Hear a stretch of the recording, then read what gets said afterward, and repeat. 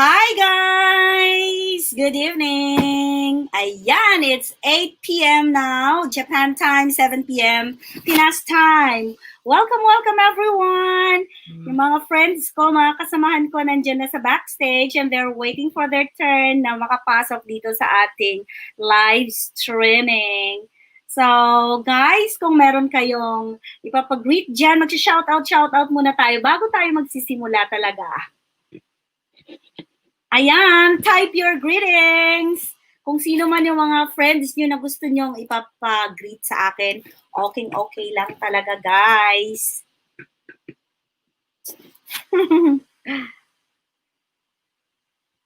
Hello, Ate RJ. Hello, Boots. Hello, Ma'am Rich. Hello, everyone. Those who are watching in YouTube Live and in Facebook. Thank you so much for joining me tonight. Hi, Bern. How are you? Okay. Uy, bakit naka-private yung message nyo? Shout out sa mga kaguruan. Okay. Shout out sa mga kaguruan sa buong Pilipinas. Thank you so much, Boots. Paki-greet. Okay. Paki-greet sa mga Pinoy. Sa mga taga Nueva Ecija, Cabanatuan, and Talavera. Good evening po sa inyong lahat, sa lahat ng mga nakatune in sa atin ngayon. Good evening po. And thank you so much for joining us today. Hi Marvin. Good evening. Thank you for joining us. Ayan. So wait lang tayo guys bago tayo magsimula sa ating discussion. Kasi meron pa tayong mga resource person na hindi pa nakapasok dito sa ating live stream. Di na. Don't worry, Bern, nakikita ko yung yung comment. Hindi niyo nakikita? Marvin, nakikita mo ba yung yung comment section ng live stream? Oh yeah, so nakikita mo. Okay. Yeah, that's good. Alright. Ayan. Hello guys. Dun sa mga hindi pa nakapag-subscribe at hindi pa nakapag-like, please do so. Like and subscribe and then hit the notification bell so that you will be notified whenever I go live, just like this one, or whenever I upload new video. So please don't forget to like and subscribe para ma-inspire naman ako guys at ma-inspire din naman ang ating mga resource persons, di ba? Ayun. Sige pa, mag-ano lang kayo. Type lang muna kayo dyan ng mga greetings nyo. Sorry. Ayan, hi guys. Good evening daw, sabi ni Marvin. Ayun, kung gusto niyo i-flash yung yung greetings nyo, pwede din. I-type nyo lang dyan at ipa-flash ko, that's for sure. Ayun.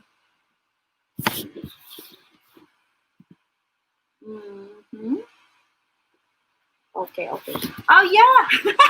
Magandang buhay daw sa lahat. Maganda din kayo, Ate RJ. Safe evening daw sa lahat. Okay. Now I understand why you cannot comment in the comment section of the live chat booths, Ate RJ, dahil nandyan kayo sa backstage. Pero pag pumunta kayo dun sa YouTube, pwede kayong mag-comment at makikita yung mga comments nyo. Yung sa YouTube mismo. Ayan, there are 11 million people in the house. Thank you for joining. Ayan, sabi ni Bubuhit. Combo Loco, safe evening daw sa inyong lahat. Attendance check. Sabi ni Sir Jim. Hi, Jim. Jim is from, saan nga? Kochi, Japan. Good evening, everyone. Good evening, Jim, and thank you so much for tuning in. Ayan. Sige lang kung sinong may gustong mag-comment, okay lang talaga, ipa-flash ko yon. So there are 13 million people joining us today. 13 million! Oh, 13 million in the house. Thank you so much. Ang saya-saya nito dahil nakaabot na tayo ng 13 million. Ang sarap ng pakiramdam. Ayun.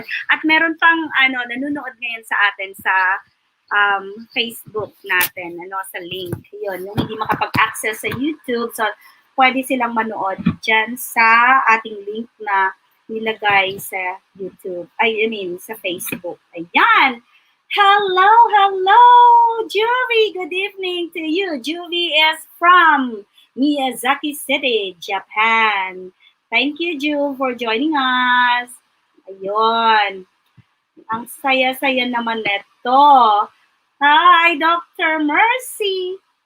Parang may problema yata yung device mo. Okay. Ayan. Hi, Lors. Thank you for joining us. Ayun, si Lorena ay isa din sa ating mga, sa ating mga resource persons. Nandito siya sa Fukuoka, Japan. Ayun. Pero mamaya ko na lang din siya i-introduce sa inyo. Ayun. Thank you everyone. Sino pa ang gustong magpag-greet dyan habang di pa tayo nagsisimula? We'll be starting in 3 minutes. I mean, yung totoong start na talaga, Kasi kanina pa nakaantay ang aking mga excited na mga resource persons. Ayun, Gustong-gusto na nilang magsalita. Tama ba yun? Oy, mag-react naman kayo. I'm so excited. Actually, guys, I'm so excited to introduce my resource persons kasi mga kaibigan ko ang mga ito na super duper willing na mag-share ng kanilang thoughts para makatulong sa ating mga parents, sa ating mga colleagues or mga teachers, sa ating mga students at kahit sa mga ating mga uncles, mga titas, titos, or mga brothers and sisters na alam kong apektado din. Ayan. Hello. Good evening. NJV1414. Siya ay galing si NJV1414 ay galing sa Thailand. She is also a teacher. Thank you for joining us. And then, Ma'am Blaze Pardilio. Thank you, ma'am. Si Ma'am Blaze Pardilio naman ay from Davao City. Teachers siya sa DepEd, sa primary education.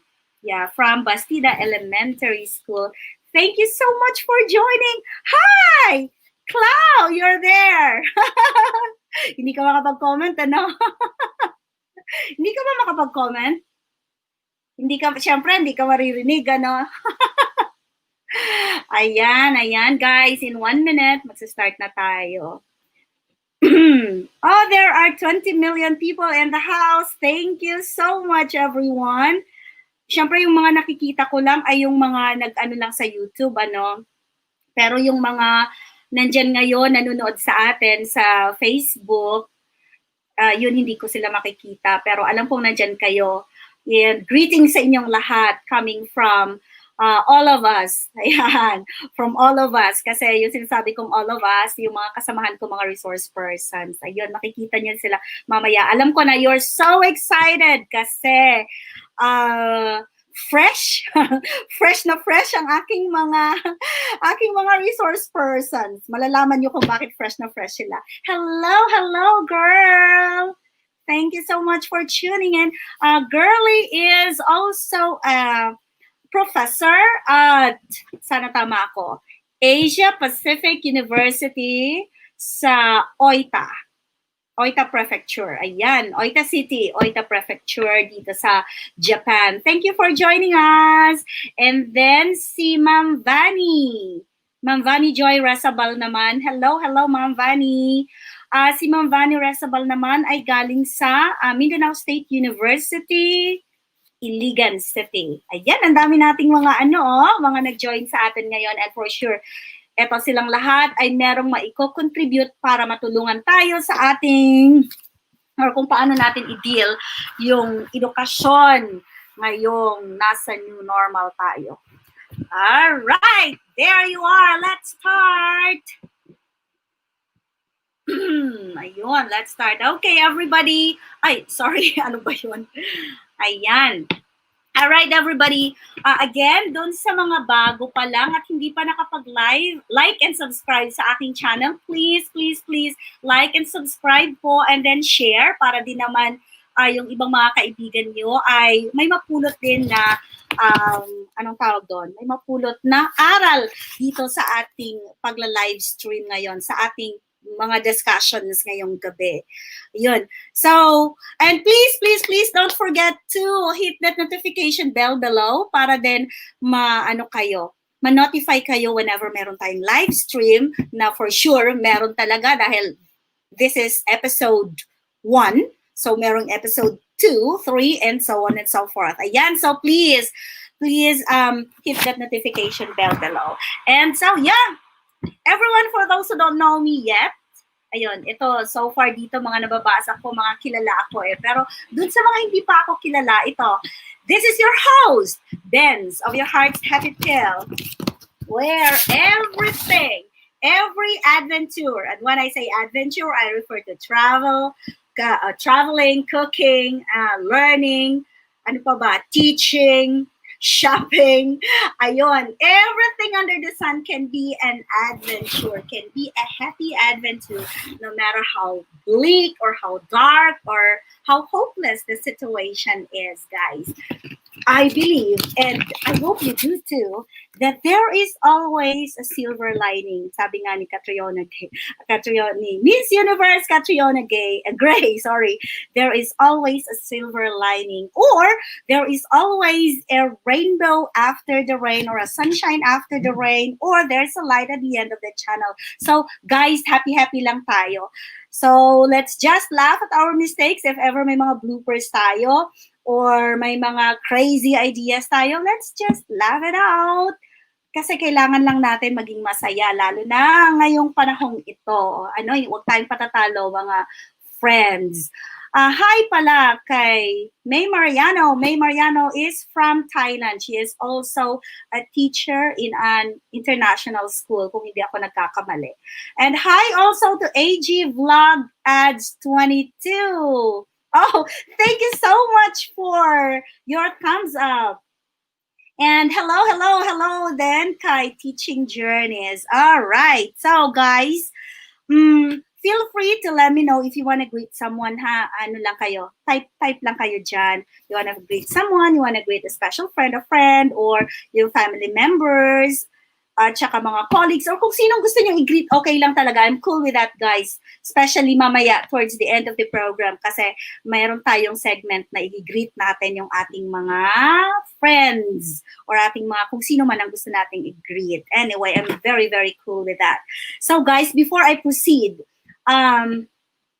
mag-house rules lang muna ako, guys, ha. I would be dropping a link later yung sa StreamYard, yung pwede kayong pumasok, makita yung mga mukha nyo habang nag-share kayo ng mga ideas nyo.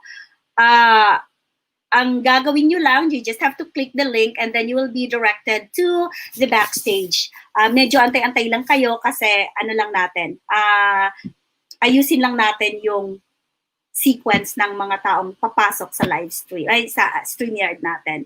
Okay, guys? Yun sa mga taong hindi camera shy. Katulad ng aking mga resource persons na nung tinanong ko sila kung pwede bang pakita ng kanilang mga mukha, they are very, very happy to do it for me. Thank you so much sa mga supporters ko. And by the way, guys, since mag-exchange tayo ng ating mga kuro-kuro, I hope, pati ang pronunciation ko tama, na mga kuro-kuro ngayon, let's always respect each other. Everyone is entitled to his or her opinions or reactions. But yes, guys, please, let's respect each other. And what else? What else? Ano pa ba yung sasabihin ko? Ayan, I think ganun lang. Yun lang, no? So, that's it, guys. Kumusta kayong lahat? Greetings from Fukuoka, Japan. Thank you so much for joining me tonight. And now let's get to business. All right. So, this talk show, or itong talk show na ito, guys, actually was created with the aim of giving teachers, students, parents, brothers and sisters, titos and titas, ng anyone interested, no? Ng platform where we can discuss everything about education in the new normal. Actually nga, yung isa ko ngang friend or yung isa nating resource person, ayokong i-preempt, no, pero sabihin ko lang, yung isang resource person natin, ayaw niya ng new normal. Mamaya sasabihin niya kung bakit ayaw niya ng new normal or hindi siya comfortable doon sa new normal. Ayun, nakikinig siya. And, ayan guys, so I've been thinking, sabi ko, ano kaya magagawa ko? Hindi naman ako mayaman, alam mo yon. So, parang like, wala naman akong yaman na pwede akong mag-share sa mga tao. So, I've been thinking, sabi ko, ano kaya ang pwede kong gawin? And then, yun, parang isang araw, there was like a eureka moment na, oh, sabi ko, meron akong YouTube channel. Sabi ko, why don't I use that YouTube channel to help people or to help those na nangangailangan ngayon ng need, lalo na sa ating education sector.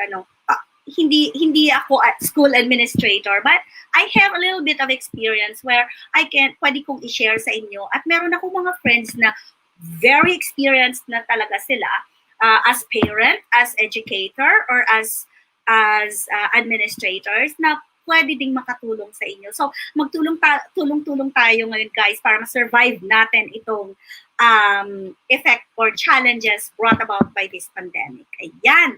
So, ayun, naisip ko yun. Sabi ko, gagamitin ko yung YouTube channel ko. I'm not even sure, sabi ko, kung may manunood ba sa akin or sino ba kaya magkaka-interest. But then, sabi ko, go lang. Dahil alam ko, kung hindi man sila na makakapanood ngayon sa live, I'm very, very sure that they can do it some other time. Ayun. And, yan. So, to make the story short, guys, nandito na tayo ngayon. And once again, I thank you for joining me tonight. And I'm sure that through our joint efforts, we can help our colleagues and everybody else na nangangailangan ng tulong sa education sector ay ating matutulungan. Ayan. So, guys, wag tayong patatalo. Anyway, ito yung mga nakapag-ano sa akin. Chika muna ako ng konti lang. Ito yung mga nakapag-paano sa akin kung bakit nakapag-paano talaga. Okay. Alright. Debbie, kung nakikinig ka man, pasok ka lang. Pasok ka lang sa YouTube.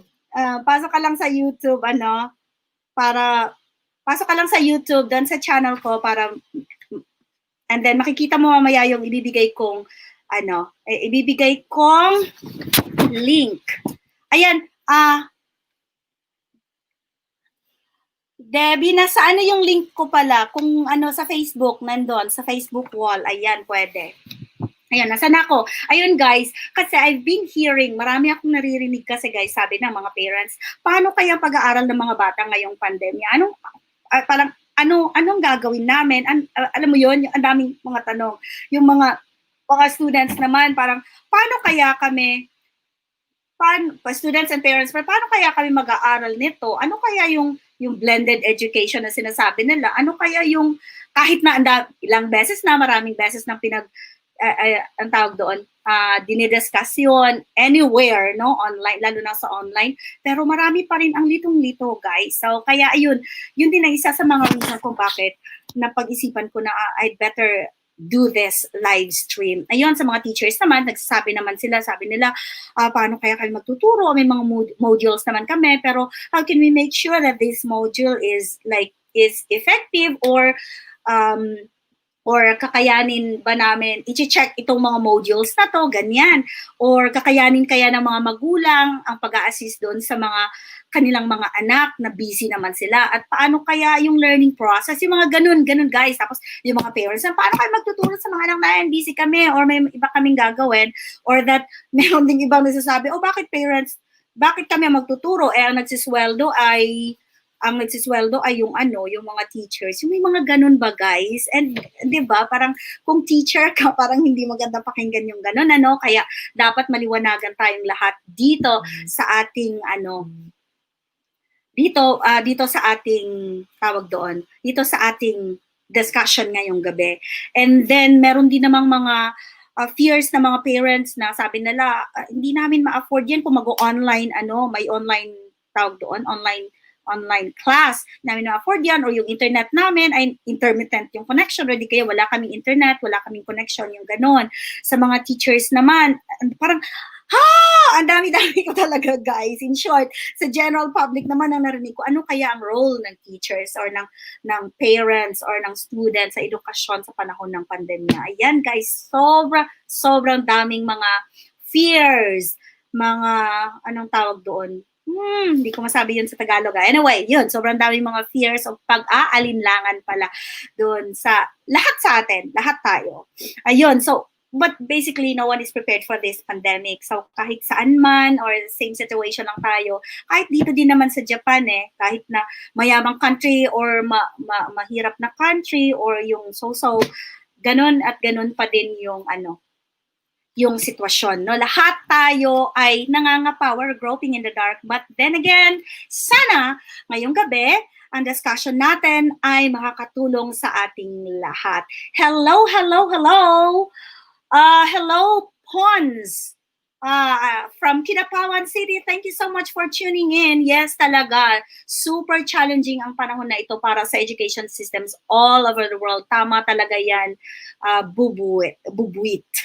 Ayun, so for our first episode, guys, we are going, ang ating mga talking points ay, dahil unang-una pa lang naman ito, mag-uusap muna or mag-share muna tayo ang ating mga resource persons, even kayo dyan, guys, na nasa live chat ngayon, mag-share, you are welcome to share your experiences. You are welcome to share your preparations. Ano mga preparations ang ginawa nyo? Ano yung mga expectations? Ano yung mga fears? Share lang kayo, guys. Everybody is welcome. Babasahin ko doon sa live chat, babasahin ko yung mga sinasabi nyo dyan. Ayun, special greetings from Lalaine Marie Rivera. Hello daw to Bernard Malungayon, our dearest brother. Ayun. Ayan, so there you are, guys. No pressure talaga sa inyo. Pwede kayo mag-share, pwede kayo mag-watch lang, or kung ano man yung gusto nyo. Basta open yung ating live chat. So there, no pressure. Feel free to share what's on your mind and the tips that may be helpful for everyone in this trying time. So today, guys, ito na. You've been waiting for this. I have friends from Japan. I have friends from China. I have friends from, nandiyan ba yung taga-Laos ng friends ko? Yeah, supposed to be. I have friends from Laos, pero so far hindi ko pa sila nakikita dito. I also have friends from other places and from the Philippines, of course, no? Meron akong mga friends from the University of the Philippines at sa iba pang mga schools dyan sa Pilipinas. So, before anything else, guys, I'd like to introduce to you our resource persons. Ayan, ipapasok ko muna silang lahat and then later on, ibabalik ko sila sa backstage, iiwan ko lang yung 3 or 2 resource persons natin and then ayusin na lang natin yung pagkasunod-sunod nila. Ayan. So, unang-una sa lahat, ang ating resource person, let's welcome my former colleague at the University of the Philippines, Los Baños, at ngayon instructor din siya ng isang private college in QC. At saka naging instructor din siya sa University of the Philippines, Diliman. He is a good friend of mine, no other than good. Hi, magandang gabi sa lahat ng followers and viewers ni Yourheart's SHappyPill, aka Benz. Yes. Thank you, Boots, for joining us. And dito ba? Okay. Another friend from Xavier University, Cagayan de Oro City. She is the chairperson of the Development Communication Department. No other than Rochelle Barakias. Hi, ma'am! Ayan. Hi po! May gabi Konbawa!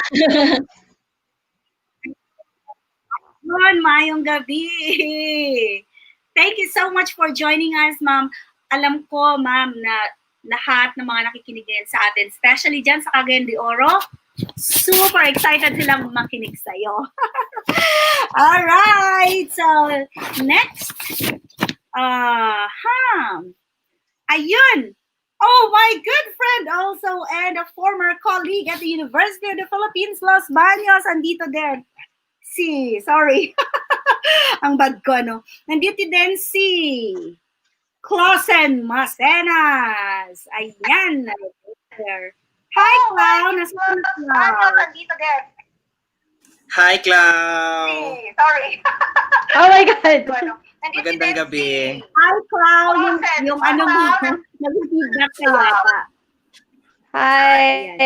I'll get back to you later. I'm not sure if you can hear me, Sabi kay but Clau, hello everyone. Ayan. Okay, I'll get back to you later, Clau. Ano siya, naglalag siya. Okay. Gabi. Ayun, at saka, meron din tayong kasama ngayon, nasa na? Ayun, meron din tayong isang kasama ngayon. Boots, tanggalin muna kita ha. Sure. Meron din tayong isang kasama ngayon. She is Ate RJ. RJ Halin Manalo from Manila. She is a former basic education teacher ng Miriam College. Pero ngayon, she is an employee at the University of the Philippines de La Mancha. Also a wife and a mother of 4. Alam kong marami siyang maisi-share ngayon sa atin. Grabe, magandang gabi po. Magandang gabi mula sa Welcome Rotonda. Kung may mga Ilocano dyan na imbag nga rabi amin. Yun din yun, Benz. Good evening din yun. Okay, maraming salamat, RJ. And then, nawala na. Nawala na yung, hi, Sian. Love you, Sian. Ayun. At meron pa, eto na, nasabi ko na ito. Jane, pumasok ka, login ka sa YouTube para makapag-comment ka. Kasi kung hindi ka nakalagin sa YouTube, hindi ka makapag-comment. Ayan. And meron din tayong isang friend. Nasaan na? Ba't nawala? Ayan! Ayun, another friend. Ito na yung sinasabi ko sa inyo kanina, guys, na from APU. Ayan, Asia Pacific University. Tama ba ako, no? Girlie, nakamute ka. Asia Pacific University. She is a professor sa Oita City. Ayun, tama ba ako, girl? Ayan, magsalita ka na. Nakamute ka kasi. Yes, Ritsumekan Asia Pacific University. Ayan, Ritsumekan. Sorry naman. Pero, di ba, ganun din yun? Yep. Ganun din yun? Sabihin mo kung tama mali ako. Yes. Hindi ko alam. Ayun. Thank you so much, girl, for joining us. Ayan, sino pa ba ang nasa backstage? Ayun, wala nang nasa backstage. All right, everybody. So, wait lang. Check ko muna dito yung mga tao. Ayan, eto. Hi, Jane. Meron din tayong isang kasama pero wala siya. Camera shy yata siya. Si Jane. Jana. I call her Jana. She is a parent, a mother of 2, and gusto din niyang mag-share. And then meron din tayong isang kasama na mother din from Cebu City. Ay, si Jane pala ay from Cavite. meron din tayong isang kasama na galing sa Cebu City. At meron din isa dapat tayong kasama from Pakistan. Si Pastor, Professor Aguinaldo Gahong from Pakistan Adventist Seminary. Pero hindi ko pa siya nakikita. Hindi ko alam kung nakapasok na ba siya. So, waiting for you. Ayan. Net, if you can hear me, pasok ka lang dyan sa ating live stream. Pero kanina nakita sa backstage pero bigla kang nawala. Kaya, ayun. Anyway, we're waiting for you. So, all right, everybody. Ngayon, alam nyo guys, marami talaga ako nakalista dito na mga kasama natin na I'm very sure gusto din mag-share. Pero hindi ko pa, yung iba hindi ko pa nakikita. But then, we just have to, siguro mamaya mag-share din sila via our live chat box. Alright! So, hindi naman lingid sa ating mga kaalaman, mga friends, guys, no, na ngayon, worldwide, around 1.6 billion learners. Pag sinabi kong learners, yung kasama na doon, yung children and young people na out of school dahil nga ngayon sa coronavirus lockdown. Ano. And dito sa Philippines, according doon sa research ko, according to reports na 27 million students are affected. And this number is, really huge for an archipelago of 107 million inhabitants. And reports say na around 200,000 students transferred from private to public schools this year daw. So, grabe, no? Ayun, I'm very sure na may masasabi talaga ang ating mga resource persons ngayon. Yun nga, dahil nag-transfer dahil siguro shutdown ng mga businesses or limited ang operation ng mga businesses. So, syempre, yung income affected and all. So, kaya, ganun ang nangyari. So, now, bigyan na natin ng pagkakataon ng ating mga kumakain yata si Boots. Bigyan na natin ng mga pagkakataon ng ating mga resource persons na mag-share ng kanilang mga kuro-kuro while others who are online dyan sa ating live, feel free lang na mag-comment, okay? So, Boots, I'd like to ask you for your experiences. Ipapasok ko si Ate RJ saka si Ma'am Rech. So, tatlo kayong ipapasok ko. So, unang-una, Boots, how's life? Okay, hindi ko masasabing mabuti, pero surviving, I guess. We're trying our very best to cope with the situation. So I guess, yun. Basically, we're just trying to, sinusubukan nating maging mas optimistic sa buhay, kasi hindi natin masabi kung ano ba ang mga magaganap sa mga susunod na linggo, lalo na dahil kasama tayo sa education in the profession. So, challenging pero lumalaban. Lumalaban naman. So far so good despite the challenges you're facing. Oo. Okay. Kumusta naman yung mga classes natin so far? Ngayon kasi, we're still waiting for the official start ng academic years for the higher education and for the school year para sa mga basic ed dito sa Pilipinas. Lalo na ngayon, itong NCR ay nailagay ulit sa modified enhanced community quarantine. So kung hindi familiar yung ilang mga followers na nasa ibang bahagi ng mundo, ang MECQ ay medyo siguro nasa pagitan ng sobrang strict at medyo maluwag na mga policies or how things are supposed to be conducted. So challenge yun because in my case, we're supposed to start classes at least in the college I'm teaching at sa August 10. Magsisimula kami sa August 10. Pero dahil nga dito sa mga ganitong pangyayari, naurong siya at hindi pa natin masasabi kung magiging malaki ang magbabago sa calendar year for the whole education system dito sa Pinas. So, ayun.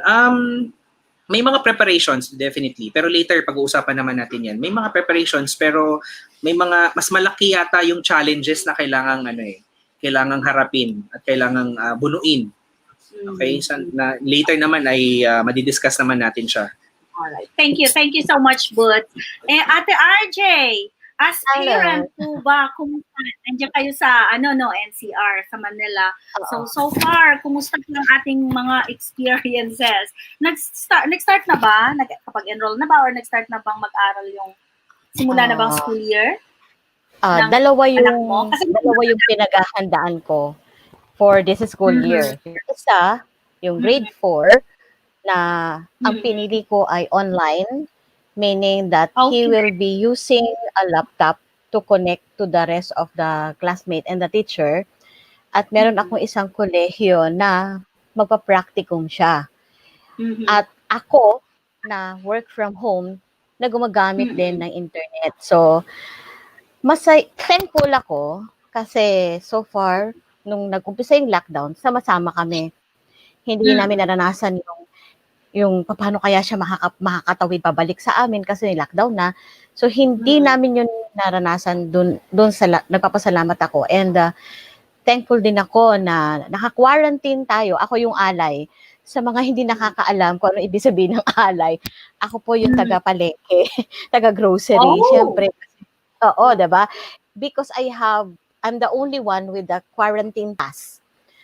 Dito kasi sa modified parang ECQ natin, kailangan paglalabas ka, face mask, face shield, quarantine pass na nakasabit sa leg mo na parang ID. So, ang kinakatakot ko, pag nag-full blast na yung dalawa, pag-aagawan kaming tatlo sa internet na unreliable. Kasi yung practicum daughter ko, out of the goodness of her heart, dahil September pa naman siya mag-start, tumulong siya para ma-educate, mabigyan ng points of view yung mga teachers in Cabanatuan, one district in Cabanatuan, tinuruan niya paano gumawa ng script, paano maggawa ng radio show base sa lesson, kasi hindi pa sila talaga equipped. At ang nakakatakot nito, nobody is ready, and yet we are, the DepEd, si Ma'am Briones, is bent on starting in August 24. Kahapon nakinig ako sa lecture nung daughter ko sa mga teachers na 90 na early grades, kinder, grade 1, grade 2. They're not ready. So iniisip ko, ano kaya mangyayari sa ako pag nag-work from home ako, nag-aaral si grade 4, nag-aaral si college. Buti kung may mag-succeed sa amin pag pare-parehong oras yung kailangan namin for internet. Iyon yung gusto kong malaman kung ano ang pwedeng gawin at ano yung mangyayari. In a way, takot, pero sabi mo nga kanina at the start of the show, hindi tayo pwedeng bumigay. So, I prepared. Where I am right now, where I'm at right now, is supposed to be sana workstation ko to. But kung hindi naman kami nagsasabay nung grade 4 ko, okay lang. Pero pag magsasabay kami, this will be his study corner. Prepare ko na to. This is one corner of the sala na may table para makapagsulat siya pagka mag-aaral na siya. So siguro ako, doon muna ako sa kwarto. Bahala na ko anong makita doon sa camera pag may ka-zoom ako. Kasi in the Philippines, we're using the Zoom. So kita rin lahat. Just like this. So, yun. So, I have two major feelings. Happy, thankful, pero anxious. Thankful dahil sama-sama kayo. Yes, thankful na kompleto kami, nandito kami lahat. And we can prepare for the unexpected. Pero anxious ako, kakayanin ba? Diba? Alright. Yun. Okay. Yun yung Thank feeling you, ko Ate. as a parent. Okay. Alright. Thank you, Ate. And then, Welcome. pakinggan po natin naman si my friend from Cagayan de Oro City, from Xavier University, Ma'am Rachel. Ayan. Hello, ma'am. So, kumusta naman yung ating mga preps dyan or ating mga experiences habang nagpe-prepare kayo sa pagbubukas ng klase? Ganyan. Hello po, konbawa again. Actually, sa universities, personal experience, of course, the public schools dito sa Cagayan de Oro will be following yung sa DepEd schedule na August 24. But in the university where I'm teaching, sa Xavier University, we already started our school year last July 6. So both of all grade levels ng university, so from nursery hanggang college. So I have two kids. Yung isa is in nursery and then yung isa is from junior high school. So sabay-sabay na pumapasok every morning. And then ako rin, what's special, I don't know, it's not a good special of course kasi hindi naman namin ginusto na maging ganito yung setting, di ba, na online. Dati kasi we're, of course, semestral, but ngayon quarterly na. So sa isang semester, it's divided into 2 quarters. Para yung mga estudyante will be taking up only 3 courses or 3 subjects per quarter para hindi sila ma-overwhelm with 6 subjects or 6 courses every semester. So it also gives them a time to adjust. So tatlo-tatlo lang per quarter. Pero yung downside naman nun is madalian kasi every semester is equivalent to 18 weeks. And since per quarter nga, yung each course per quarter nagiging 9, yung 18 weeks will condense it to 9 weeks. So mahirap for the teachers, also for the students, because sa teacher, for my part, we'll have to switch. Yung assessment namin will switch from yung classroom na setting na assessment gagawin to online. So we'll also have to think of strategies na fit for online learners and or online environment. Oh, okay. Oo nga naman, ano? Yeah, so thank you so much, ma'am, doon sa i-share mo sa amin. And I'm pretty sure itong aking colleague, isang company kami, but then he's assigned at, saan ka nga ba na-assign? Kochi ba? Hindi ko alam. Ayan, si Sir Jim, ayan, Sir Jim, alam ko gusto mo din mag-share ng ng experience mo. Kumusta ba? Pareho tayo ng experience, di ba? So, ikaw na mag-share for me. Ayan, sige. Yes, good evening everyone. So, I'm Jim. So, I'm presently living dito sa Kagawa Prefecture. Kagawa pala, oo. Yes, but I'm originally from Ilocos Norte, Philippines. So, naimbag rabi to all the Ilocano viewers out there and to all the viewers. So, yes, I'm very much excited about this show, Ma'am Ben. So, but I also want to share yung mga thoughts ko. So, it's like, kaka-start lang ng summer break. So, kakatapos lang ng... experiences mo nung nagsimula yung first term. Yeah, so we started first term last April. But then, unfortunately, we just had 1 week na pumasok sa school. After a week, nagkaroon ng cancellation of classes for about 3 weeks. And then after that, nag-resume kami ng classes like last week of May. And then from there on, tuloy-tuloy naman siya, thankfully.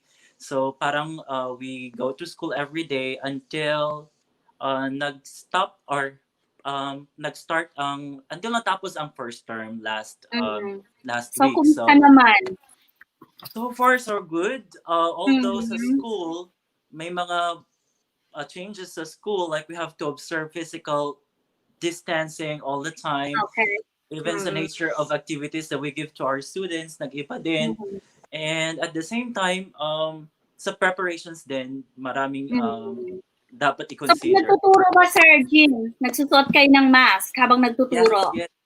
So we have mask. At the same time, nag-provide ng school ng mga face shields. Face shield, okay. Yeah, that's what we do. Alright. So medyo mahirap, medyo challenging, especially mainit ngayon dito sa Japan. So sobrang init. So Mm-mm-mm. yeah, it's a challenge. It's a All challenge right. really. Thank you. Yeah, thank you so much, Sir Jim. Alam ko, babalik ka pa rin mamaya kasi mag-share ka din. Ayan. I will. I Hi, will. Ma'am Juno. Ayun, nandito din pala si Ma'am Juno. In-invite ko din siya na mag-share ng kanyang thoughts. Pero, ready ka ba, Ma'am Juno? Magsabi ka lang kapag ready ka. Nandiyan naman yung link ng StreamYard natin. Ayan. And hi Janice from the Philippine National Police. Hello, salamat sa sama sa amin, sa pag-join ngayon sa aming discussion. Oo, yung shinare sa atin ni Sir Jim, mga guys, yung shinare niya, totoo yun. It's a bit challenging for us teachers here in Japan. Kung dyan sa Pilipinas, medyo namumroblem pa kung ano ba talaga ang dapat gawin, kung yun, kasi you're geared toward, yung sa Pilipinas, geared toward online teaching or modular or blended teaching. Pero dito kasi sa Japan is face-to-face talaga. So, kung challenging na yung face-to-face na na class sa panahon ngayon, then ano na lang kaya dyan sa Pilipinas na mahirap yung internet connection natin. Like, kung noon nga problema na ng mga bata or mga parents kung paano paaralin yung kanilang mga anak, how much more ngayon sa panahong ito. So mas lalong nadagdagan pa ng ng challenge. Anyway, yun, tama yung sinabi ni Sir Jim kanina na nung nag-start kami nung April. Hindi pala kami April nag-start, Sir Jim. Nag-start kami nung towards the end of May. Yun, tama. You have to wear mask. So magsuot ka ng mask, and then yun, may mga schools kami na nagbibigay din sila ng face shield. Hanggang sa dumating sa time na when you teach, dahil language naman yung tinuturo namin, or ako, for example, sa akin talaga, hindi ako nagmamask, pero nag-face shield ako kasi mahirap magturo ng pronunciation, lalo na pag hindi nakikita ng mga bata yung yung formation ng mouth mo. So, ganon. And then, aside from that, dito, yung face-to-face yon, walang, walang group activities, or kung meron man, I don't know, sa amin kasi, dito sa Fukuoka City, doon sa experience ko lang sa mga schools kung saan ako assigned, walang group activities, walang pair activities. So medyo challenging din 'yon, mga friends, dahil syempre pag nagtuturo ka ng language, dapat gusto mong gamitin ng mga estudyante yung target language na tinuro mo. But dahil wala ngang ganon, so medyo it's a little bit challenging, ganyan. So anyway, ayun, thank you so much for sharing your thoughts. Ayan, I'm sure na nandiyan mag-share din si Ma'am Juno kasi nandiyan na siya sa backstage. Thank you so much, Ma'am Juno. Nagbihis ka pa talaga, no? Ayun. Ayan, si Ma'am Juno ay former professor ko. Yan. Hi, Ma'am Juno. Former professor ko siya sa University of the Philippines, Diliman. And yes, Ma'am Juno, ano bang mai-share natin dyan about sa education in the new normal, my experiences natin, expectations, fears, or preparations na ginawa niyo? Ano kasi siya, Miss Benz, yung pag-translate ng modules para sa main college kung saan ako nagtuturo. Maiksing panahon kasi yung binigay rin sa amin to translate the modules from 18 weeks, gagawin namin 9 weeks. Wow. Oo. So, kailangan mong piliin yung mga salient parts lang. Tapos, from zero, gagawa ka ulit ng panibagong materials. And syempre, although very open naman ng mga teachers sa technology, I think we need more time also to get acquainted with using, for example, Google Classroom and other online platforms. And actually, swerte pa nga kami. Mas kawawa yung mga ibang walang access talaga sa internet at saka walang computer. Kaya, mas naniniwala pa nga ako, what if, bakit hindi na lang muna mag-homeschool ang mga tao? Bakit kailangan pilitin talaga yung online? Kasi, di ba, kung may homeschool naman na setup nung araw, bakit kailangan pilitin yung, kasi I teach in college, bakit kailangan silang pilitin Pag online, tas ang mahal-mahal ng tuition. Maybe because wala din pong idea, ma'am, kung paano gawin yung homeschool, di ba? Yun. Mm-mm. Meron kasi nag-homeschool na before, bago pa mag-COVID. And at least yun, parang mas sanay na silang paandarin yun. May marami ng sanay gumawa nung.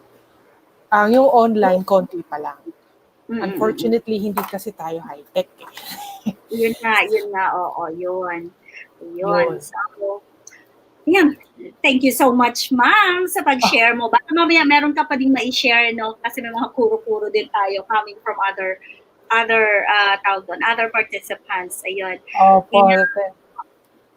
Okay, thank you. More power! Yeah. Just stay by lang, ma'am. At I'm very, very sure na meron ka pang maidagdag, ma'am. Maya. Okay. Sir Jim, gusto mo bang magsalita muna? Meron ka pa bang sasabihin? Okay, all right. Ayun. Oh, yes, Sir Jim. ano yun? I'm back. Yes. Medyo it's a good thing na napapakinggan yung mga thoughts and experiences ng mga teachers here and abroad in different parts of the world. So I didn't expect ganito pala siya kabigatin yung online Miss Benz. Wow, you have professors from University of the Philippines. You have professors from like big universities. Wow.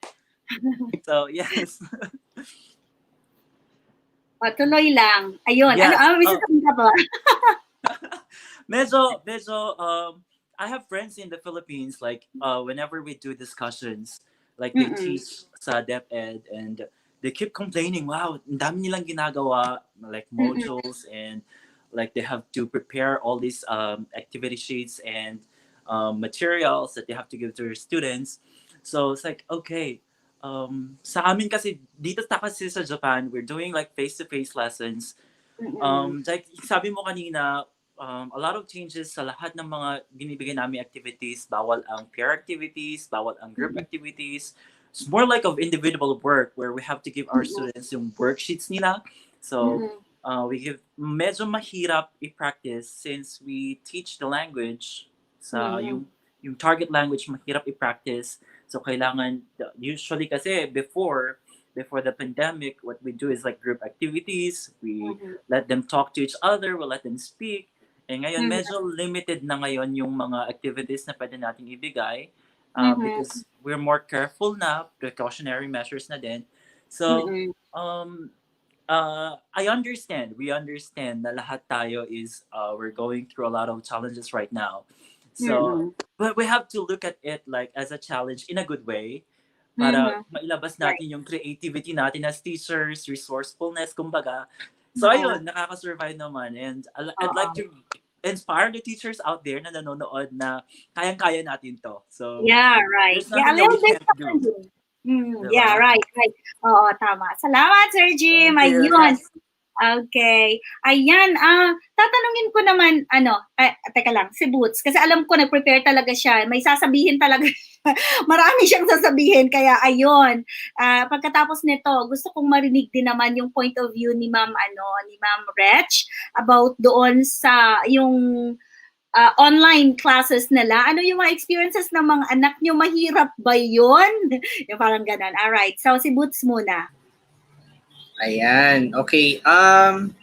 Siguro I don't want to be the bearer of negativity naman. Pero I guess in my case kasi reality bites, as much as we would want to be very optimistic about how to go about, of course at the end of the day, hindi naman natin maiiwasan na yung iba nakakaramdam talaga ng pagod, at yung pagod na yun, mas lalo pang na doble, mas lalo pang na triple, hindi lang ito pagod na physical, kundi pagod din sa utak, pagod din sa puso, kasi syempre may alalahanin ka. So ayun, ito ay hindi ko lang personal na experience. Ito ay siguro kombinasyon na rin ng mga napapagkwentuhan ng mga kaibigan. So nagkakaroon kasi kami ng tanong sa sarili, parang kumbaga ako nabasa mo naman yung aking inihanda na sasabihin, oo. Parang pwede kong ikategorya yung mga pinagdadaanan, at least sa experience ko at sa direktang circle ko, into 4 main issues. First is philosophical, second is technical, third is administrative, and fourth is practical. So ano ba to? Sa philosophical, problematic siya kasi minsan nagkakaroon ng confusion kung here in the Philippines at the very least, nagpo-push tayo for remote learning. So pag sa remote learning, pwedeng ang modality ay pwedeng online o pwedeng modular. Pag sinabi nating modular, ito yung magpapadala nga ng mga materyales na lang sa mga bahay-bahay kapag halimbawa hindi afford ng bata o hindi afford ng pamilya na bumili ng gadgets. Pangalawa, meron ding pagdududa eh. Yung iba kahit naman gustuhin nila na hindi mapag-iwanan, may pagdududa na baka yung remote learning hindi siya kasing epektibo ng face-to-face kasi meron na tayong ideya na ang face-to-face kasi ang dami niyang naibibigay na dimension sa pag-aaral, di ba? So yun, hindi natin yun maialis. Hindi ko naman sinasabi na ito ay mga issue na hindi masosolusyonan. Pero sa ngayon, tanggapin natin na ito ay mga talagang lingering issues na hindi magiging maayos ang pag-deliver ng mga teachers. Ayun, hindi magiging maayos ang pag-deliver ng mga teachers kung hindi rin natin sila nabibigyan ng assurance na ito nga ay na-address. Ganun din sa side ng mga learners kapag feeling nila ay hindi nasosolusyonan yung issue, medyo doubtful sila o may pag-aalinlangan kung sila ba ay magtutuloy mag-aral, ano. Ayun, pasensya na kung medyo seryoso kasi gusto ko rin syempre kahit papaano tayo ay makagawa ng mga solusyon na talagang grounded on reality, ika nga. Pangalawa naman, bibilisan ko na lang ha. Pangalawa naman, syempre obviously yung technical readiness. Ang mga guro handa ba? Ang mga bata handa ba? Kasi aminin natin, kung mag-online ka, ay katakot-takot talaga na pagbili ng mga kagamitan, kahit naman hindi kasi pwedeng basta-bastang lang to eh. Halimbawa, makabili ka lang ng second-hand laptop, pero mabagal naman. So wala din nade-defeat din yung purpose. Also, yung connectivity issues natin dahil nga hindi naman kagandahan ang infrastructure natin sa Pilipinas. At siguro ganun din sa Japan, I guess problematic din yun lalo na sa mga sa countryside, 'di ba? Hindi naman sigurado na may access sa internet, 'di ba? Kaya nga yung iba talagang puwersado mag face to face, right? Tapos pangatlo, yung administrative na nung kasagsagan ng pandemic, issue dito sa Pilipinas yung mass promotion. Ang daming debate diyan kung yung bang mga classes ay ipapasa na lang ba yung mga bata o by merit pa rin, 'di ba? So may ilang mga paaralan katulad ng Ateneo de Manila na talagang they just had to mass promote because siguro for humanitarian reasons na rin. And some other institutions had their own mechanisms. Yun. So ngayon, syempre hindi na natin yun pwedeng gawin dahil may paghahanda naman kahit papaano, 'di ba? Tapos yung pagbaba ng enrollment, nararamdaman namin yun ngayon sa eskwelahan kasi sa private. Yes, oo, talagang grabe ang bleeding. Yung pagpunta sa At syempre, dahil nga nababawasan ng bata, nababawasan ng teaching load at least sa college, pag nabawasan ng teaching load, posibleng bawas din ang sweldo o di naman kaya pwede kang matanggal. Alright. Tama yan, Boots, kasi meron din akong, yung sinasabi mong, ayun, na-mention ko din yun kanina, yung magta-transfer ba from private to public? Kasi nga, kasi meron akong kaibigan na actually nag-plan silang this school year, ita-transfer nila sana yung mga anak nila sa public. Sa public, hindi yun dahil sa pandemic, pero parang pag-isipan nila, ita-transfer nila sa public.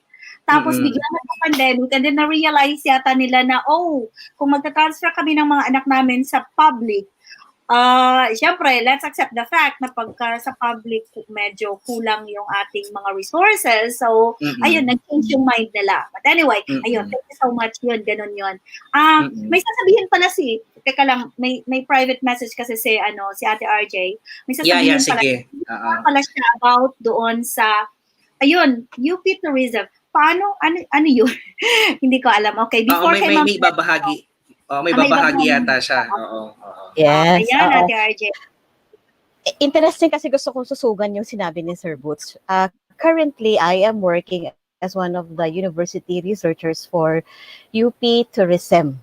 So, alam naman natin, sobrang dapa ang turismo ngayon. Pero, hindi po pwedeng mag-stop ang learning. In fact, we have interviewed 92 students coming in as freshmen of the BS Tourism. So, in fairness, kasi hindi talaga tayo sanay dito. Ang ginawa namin, nag-clustering kami ng mga faculty members. Tapos, kada faculty member, halimbawa, we call our subjects in tourism T. Kasi nga tourism, T102, T110, ganyan, T112. Yung magkakahawig, nagsama-sama sa isang cluster. And right now, bumubuo kami ng course pack. So, para nang sa ganun, halimbawa, kasi sa University of the Philippines, yung kaming mga researchers are categorized as lecturers. In the event na hindi kayang i-handle ni faculty for whatever reason it will be, we will come in and it will be easy for us kasi may course pack. Kasama kami bumuo ng course pack para sa mga magkakahawig na subjects. So, kukunin na lang namin yung course pack or learning modules, however we call it, at yun ang gagamitin namin come opening September 15. So, UP Diliman in particular is hoping to proceed with their first semester for school year 2020-2021 this September 15. And it's online. So, sabi nga ni Sir Boots, ang laking problema ng yung mga walang gadget, diba? Eh, syempre, ang dami namang graduate, ang dami namang alumni ng UP. So, kailan lang nag-stage sila ng talks, pinamagatan nila itong parang walang iwanan para makalikom ng pondo, maibili ng laptop o cellphone or whatever it is na pwedeng gamitin ni bata, mabigyan sila ng pocket wifi kasi marami kaming mga mag-aaral na nasa Davao, nakauwi, pero sa Iloilo, yung iba ay nasa baryo-baryo pa pala, so kailangang lumipat pa sa city, pero kahit lumipat sa city, wala ring gadget. So,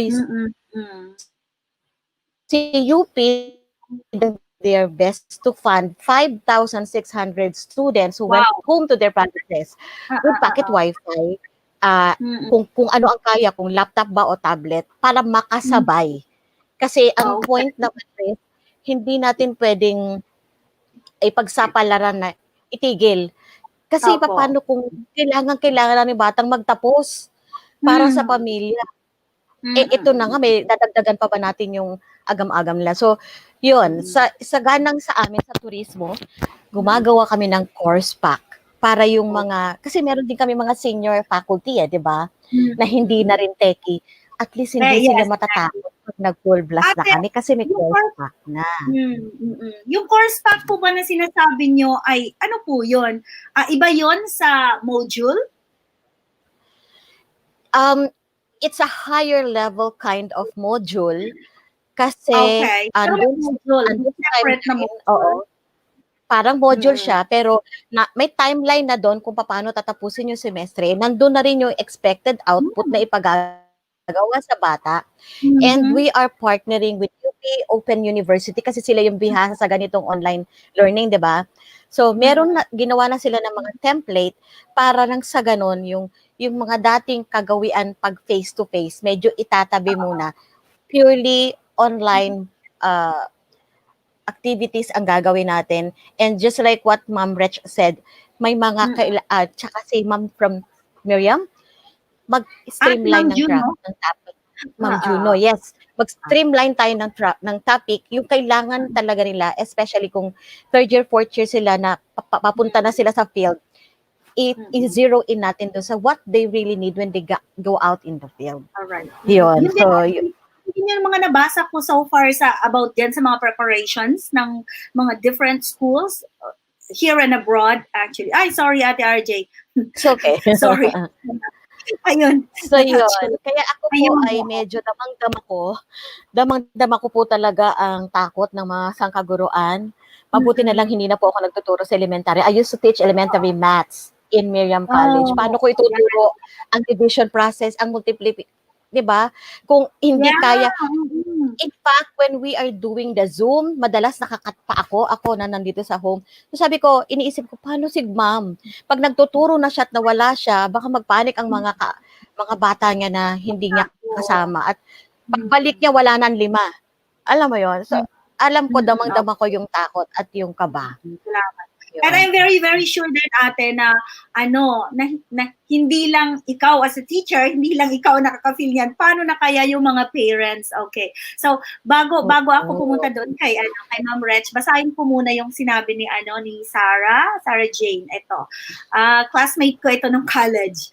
Sabi niya, we are doing community immersion in some of the communities to deliver numeracy program for our Moro women. We want to hear new approaches that suit itong activity nila sa new normal, ganyan. So, habang pinag-iisipan natin kung anong pwede natin ma-share dyan, no? Ma-share sa ating mga Moro women dito sa, community immersion na ginagawa ng group ni Sarah. Gusto ko munang bigyan ng pagkakataon si Ma'am Rachel na i-share yung kanyang experience. Kasi minsan, Ma'am Rachel, nakita ko kasi doon sa nakita ko doon sa, sa Facebook wall mo, yung anak mo. Yeah, di ba? Online learning sila. So, alam mo, gusto ko i-share mo yun. Kung ano mga nangyayari.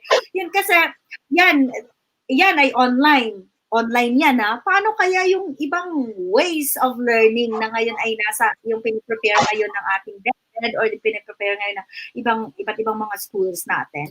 Yan, go ahead, Ma'am Michelle. Sige pa. Share ko lang yung sa nursery.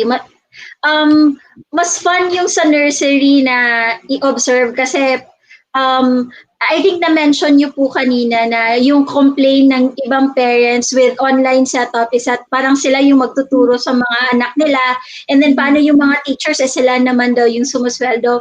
But for me, I take it as an opportunity kasi parang magkaagapay kami ng teacher niya sa pagtuturo and mas na-observe ko directly yung ginagawa niya. And sometimes funny yung mga experience. And I'm sitting here on a more privileged experience na yung nursery ko ay online kasi I understand because of digital divide, may mga hindi naman kaya yung online learning. Even on our part na online yung pinili namin, there was a time na nag-brown out and kailangan kong humanap ng data again para to supplement. But it's a fun to really watch my kids sa online setup niya. Although I would prefer siguro na for her to meet her classmates talaga face to face. But natatawa ako sa mga cute na mga exchanges nila ng teachers at ng mga classmates nila. So, kasi nursery so unfiltered. Hindi sila kayang bigyan ng house rule na you have to mute your microphone pag may nagsasalita. So, dapat on yung microphone nila, but they're encouraged to have a quiet mouth, listening ears. Pero, lumalabas talaga yung pagiging hyper ng mga nursery students. So, naririnig mo yung ibang classmates nila na may sinasabi about their teacher or about their lessons. But it's fun to be really a parent. But again, stress ko lang talaga that I'm sharing my experience as a parent of a nursery on a privileged na perspective. Kasi it's nice to see that it's fun to be helping your child learn or be your child's co-teacher as well. Pero may mga ibang magulang po na they're also working. And kahit po may laptop sila, sinong maiiwan sa bahay nila to watch their kids have their own online classes. So, sa akin, I'm able to do that because I have work at home. Pero may mga magulang po who cannot work at home and have to leave their children with the internet or their computers. Yes, exactly. Thank you so much. Tama talaga yan, ma'am. Yan ang pinakamalaking problema talaga ngayon. Or yun nga, yun, kung maka-afford sila doon sa online class, ano, paano kapag hindi? Yun, diba? Pero, Yes. yeah, let's not lose hope anyway.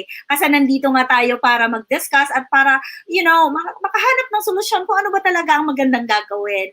Anyway, si Boots, he is trying to say something, I think, about dito sa ano ni Sarah. Dito sa concern ni Sarah, ano, itong community immersion.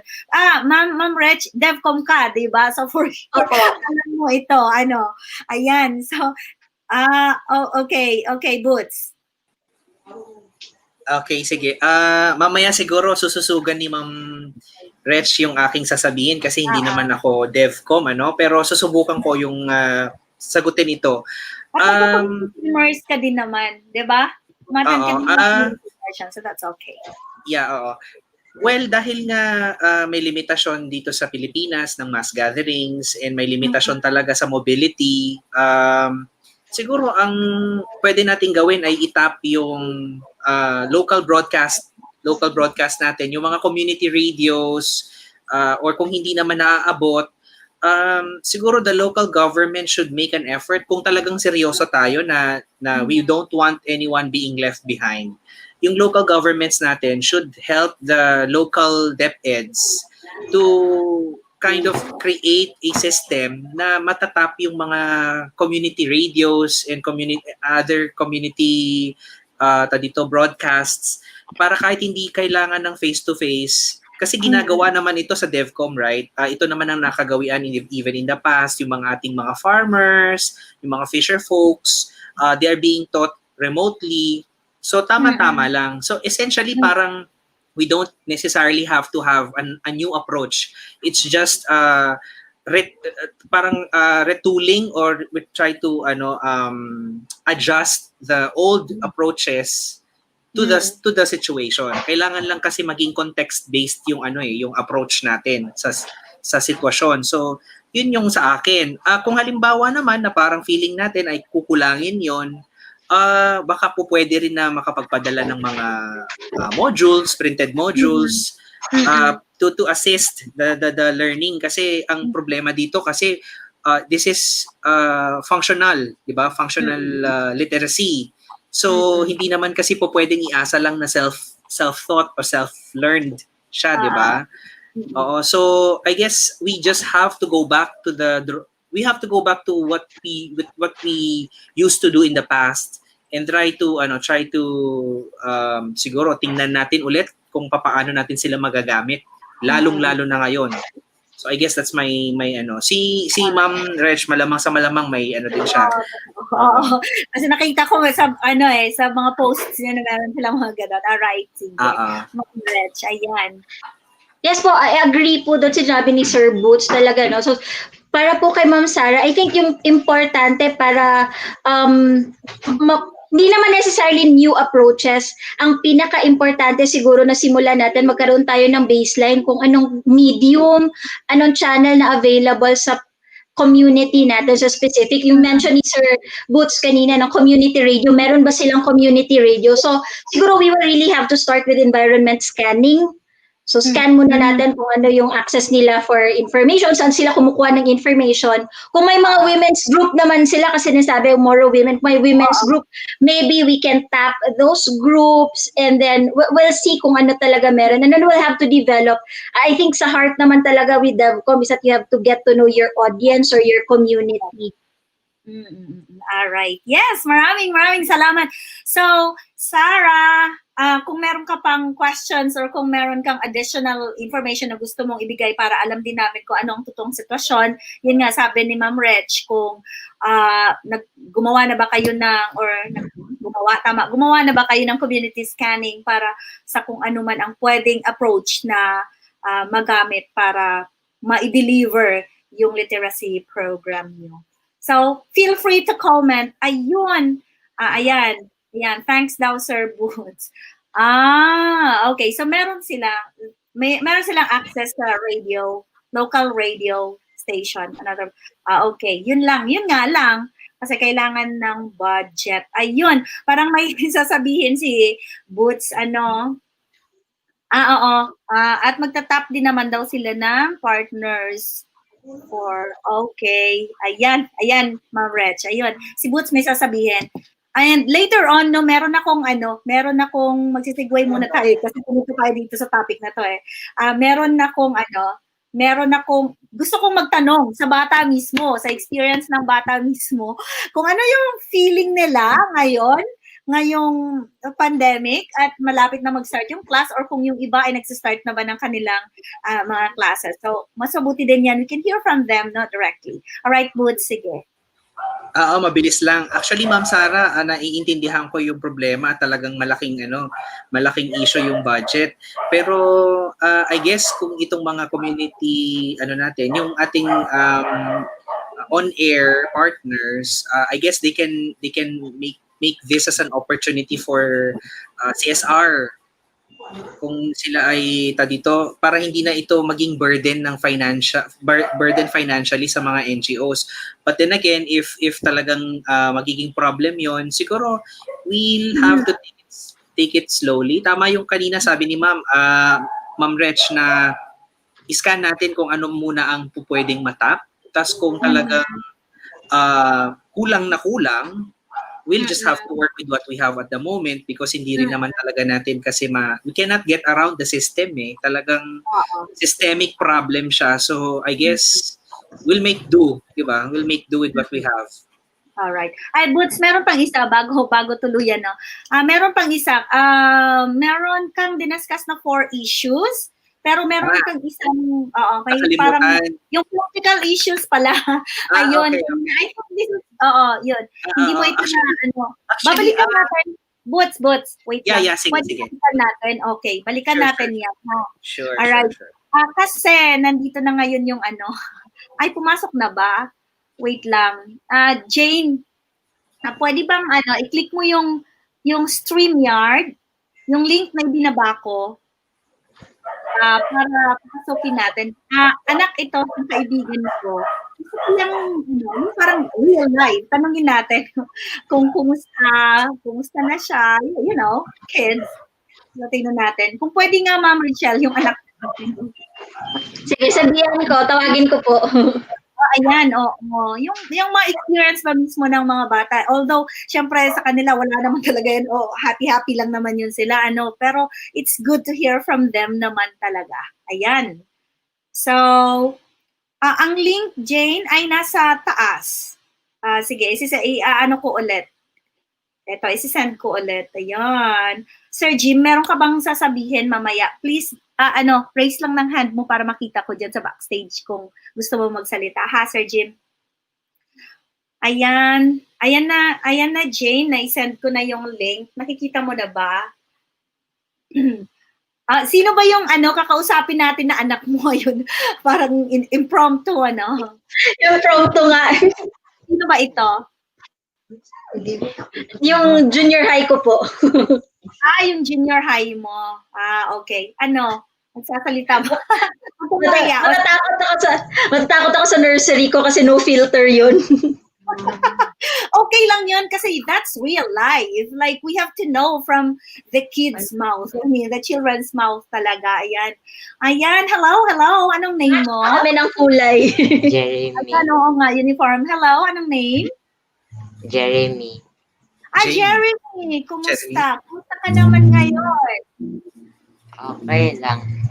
Kumusta naman yung paghahanda natin para sa mag-start? Ay, start na ba ang class? Parang nalito ako doon. Start na ba yung class? Since June. July. The last week of June. July 6. Start na yung second year. Oo. So, kumusta naman yung experience? Online kayo, di ba? Okay lang, pero bago yung platform namin kasi every week nagpapalit kami ng subjects tapos mas maaga kaming nagko-comply ng aming mga performance tasks at ang mga exam kasi 1 week kasi focus, isa lang yung subject namin per week. Per week? Isang subject per week. So, yung isang subject na yon matatapos yun? Parang equivalent yun ng isang isang semester. Paano 'yun? Oo po. Yung 5 days lang kami kasi nagkikita per week. So, 5 times a day din kami. Kunwari math. So, 1 week is intended for math.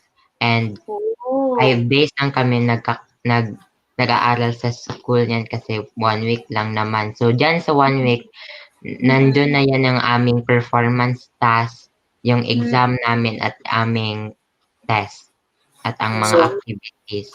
Wow. Wow, Siksik. ha? Oo, Compact. siksik lahat. Mm-mm. Grabe, Saka, no? posible Mahirap yan. ba? Oo, mahirap ba? Hindi naman siya masyadong mahirap, pero mas mahirap siya. Ay, pareho-pareho lang naman sila kasi may level of difficulty rin naman sila. Kasi dito kasi 1 hour lang kami nagkikita per day. Tapos the rest of the day, intended na yun para i-comply yung mga activities. Tapos the following day, next lesson. Tapos, Okay. Wow. No. Grabe, no? Well, that's reality yun sa mga online classes. Ayan, all right. Thank you. Thank you very much, Jeremy. At saka meron din tayong wait lang, Boots, ha? Meron din tayong, ito. Hi! Hi! Ayan. Hi, Freya, naka-off yung yung microphone, naka-off. Naka-off yung microphone. Ang microphone naka-off. Ayun. Tita Ben! Hello. Kumusta? Naka-off yung microphone. Ang microphone naka-off. Ayun. Wait lang. Wait lang. Paki-turn off muna ng audio ng natin. Audio ng YouTube. Paki-turn off yung audio ng YouTube. Wait lang. Paki-turn off muna ng audio ng natin. Audio ng YouTube. Oo, kasi nag-feedback. Ayan.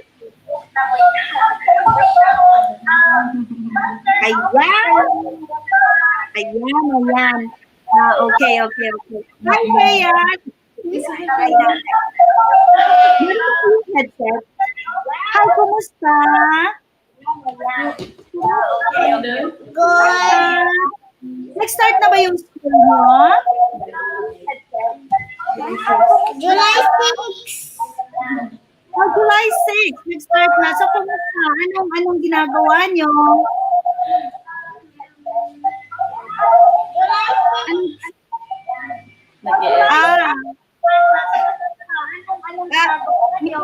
Pwede bang i-turn off muna yung i-turn off muna yung YouTube. Yung YouTube mismo. Kasi naka-StreamYard ka, so okay na. Ang YouTube lang i-off. Ayan. So, Freya, kumusta naman? Nag-online ka? Yes. Yes? Okay. So, kumusta yung online class mo? Good. Oh, it's good. Hindi mahirap. Paano mag-aral? Paano magturo si teacher? Once a week lang sila mag-Zoom. Bali for for exercise, for singing, and for variation lang sa nila. Ay, by the way, anong grade ba ni kinder? Grade 1. Grade 1. Okay. So, yun ang ginagawa lang sa kanila. Tapos, the rest of the week, once a week lang. Once a week lang. Once a week Then, the lang. rest of the week, anong ginagawa? May module sila. Okay. So, ano ba yun? Ang tawag doon ay modular? Yeah, modular sila. Blended kasi mas kasi sa kanila o sa kanya is yung may may paper, yung may makita siyang iba kasi siya compare sa kanya. Pwede lang mag-online yung kuya niya, pero siya hindi kasi siya pwede. Kasi she loves to draw or kita siya ng Oo. By the way, yung yung modular na sinasabi, parang yun, combination ng online at saka module, ganon? Ay, yung No, no. school ba nila ang ino-offer ay modular or combination Depende. talaga? May online, it depends. Gusto mo ng So ano? pwede kang pumili. Pwede lang mag ano. Modular or ano. Oo. So as a parent, ano naman yung anong experience mo? Kaloka. At first, siguro na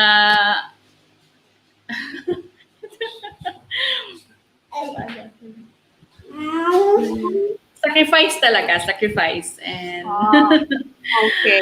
kasi I have to get through a border pa para makuha ko yung modules, So ilang para makuha mo lang yung modules nila. So it takes So time. punta ka lang ng school.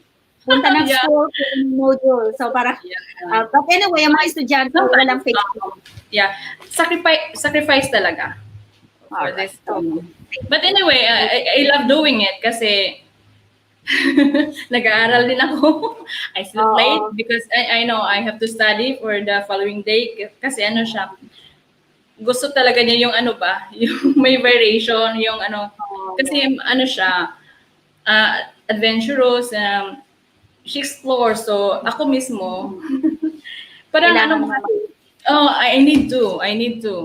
So parang hindi siya ma-bored. So sometimes may days kami na art I called it artsternoon instead sa afternoon. So the whole afternoon is art lang talaga. So parang may siya. So may parang hindi siya ma-bored kasi it takes for 2 weeks man yung modules nila to answer it. So 2 weeks, so she can take it for about 3 days lang matapos na niya yung So yan ang load ng parents, ang hirap talaga. Pero anyway, pag-usapan natin yung next time. Oo, Sacrifice. Alright. Anyway, thank you so much. O sige, kwentuhan ulit tayo about that next time. Ipapasok ko lang muna yung Thank you, Feya. Thank you. Next time ulit, ha? Bye-bye. Alright, okay. Yun, meron pa tayong isa pang estudyante natin. Ayun. Ayan. Hello, Chogs. Hi. Jeff. Good evening, Hi. everybody. Jeff, ay ilang taon? How old Ilang taon si Jeff? I'm gonna almost be 10. Oh, okay. You'll be 10. Anong grade ka na? Mag-grade 4? I'm gonna be grade 4. Alright. Okay. So, nagsimula na ba yung class? Hindi pa.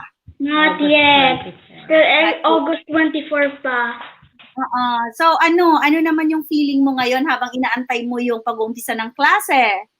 Feeling a little bit excited, feeling a little bit worried. Bakit worried? Eto, ang ganda, no? I'm very nervous a little bit because there's maybe there's gonna be some technical problems sometimes in computers. And I don't know if I'm online. Oo, so mag-online kayo. Ayun. Ayan, thank you very much. Ayun, kay mami mo, anong preparations naman ang ginagawa ni mami? I don't know. I almost forget. Preparations ang ginagawa mo. Kailan mag-start pala yung class? August 24.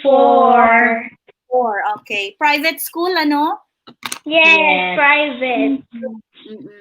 So, anong preparations natin?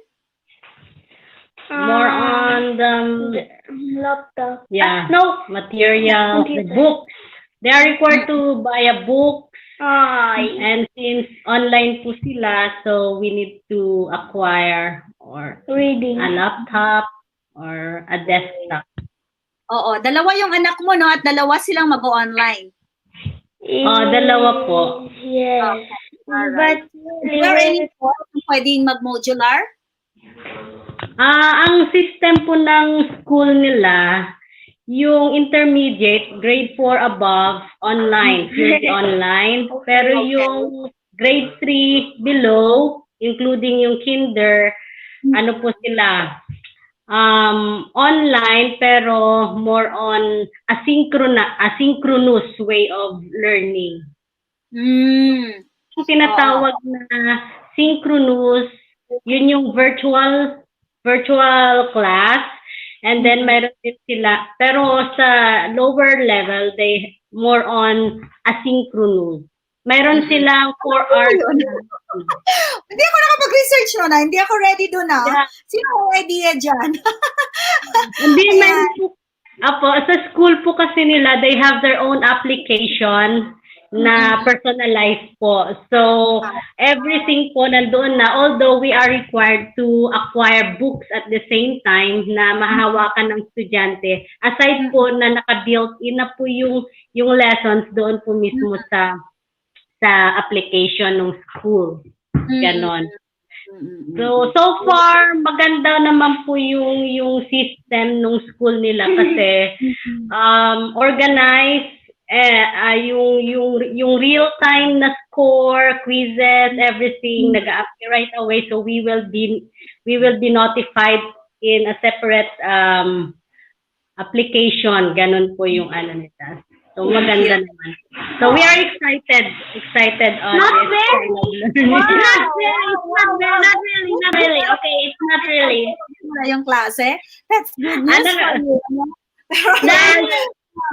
And ang nakaka-excite, yes, and this is, I just want to share, nakaka-excite in the system na acquire ng school nila is, we parents are not allowed to interrupt or to coach them during classes. As much as possible, mayroong student and teacher independent, lang po. Pero nasa virtual class sila na at least 20 students in one classroom.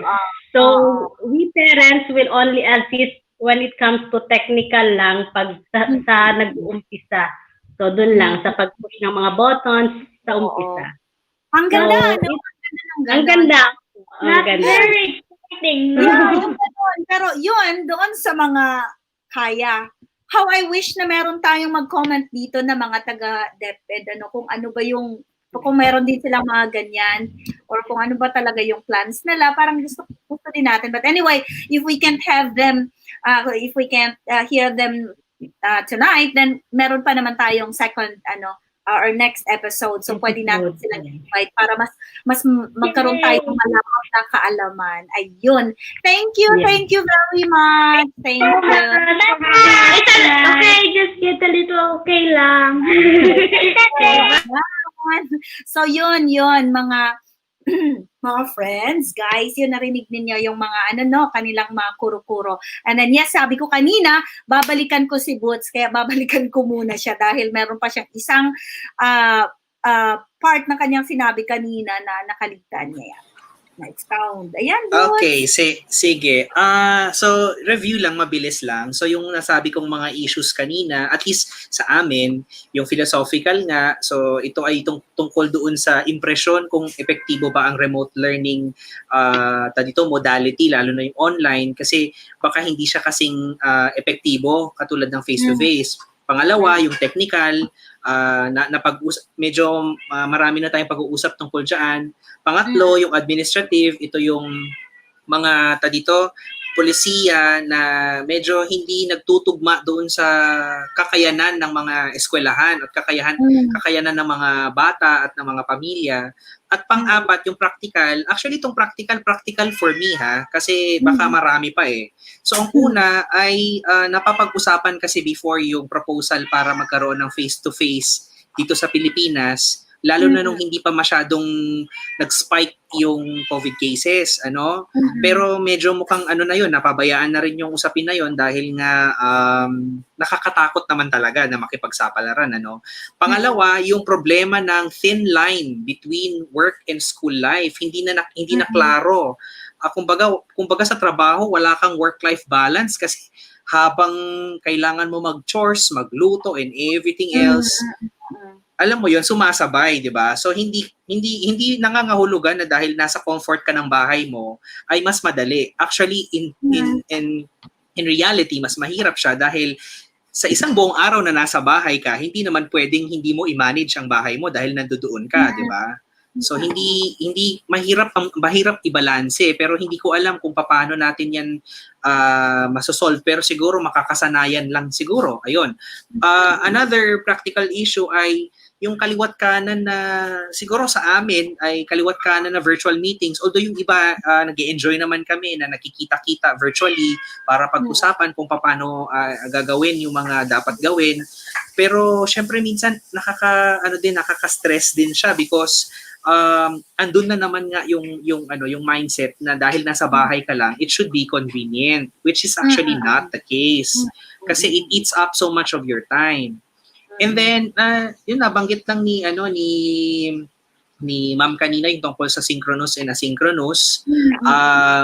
Mabilisan lang, hindi naman ako eksperto dito, pero dahil ganito din ang ginagawa namin sa pinagtuturuan ko, kapag synchronous kasi, ito yung magkakaroon talaga kayo ng virtual meetings. Kung saan mang platform ito, pwedeng Google Meet, pwedeng Zoom, hindi depende na yan doon sa institusyon. Yung asynchronous naman, ito na yung kapag natapos na yung iyong virtual meetings, dahil gahol kayo sa oras, all the rest na performance tasks na kailangang ipagawa at all the rest ng lectures na hindi mako-cover sa synchronous ay gagawin na ng bata at his or her own pace. Although maganda ito, lalo na kung gusto nating i-accommodate yung mga iba't ibang klase dahil 'di ba normally sa isang taon, ilan ba ang subjects ng mga bata sa basic ed sa isang taon? Parang nasa 7, 8, ganun yata, no? Kailangan pagkasyahin 'yon. So yung iba na nag-decide na hindi na ito i-offer ng 7 o 8, sa amin kasi sa Sanlo halimbawa sa school halimbawa, college kasi ito, hindi ko alam sa basic ed how they do it. But sa college, at least sa case namin, 1 oras lamang ang synchronous kasi sa isang buong linggo, halimbawa sa Lunes, mula sa umaga hanggang sa hapon, yung bawat oras na yun, naka-block schedule na yung subject.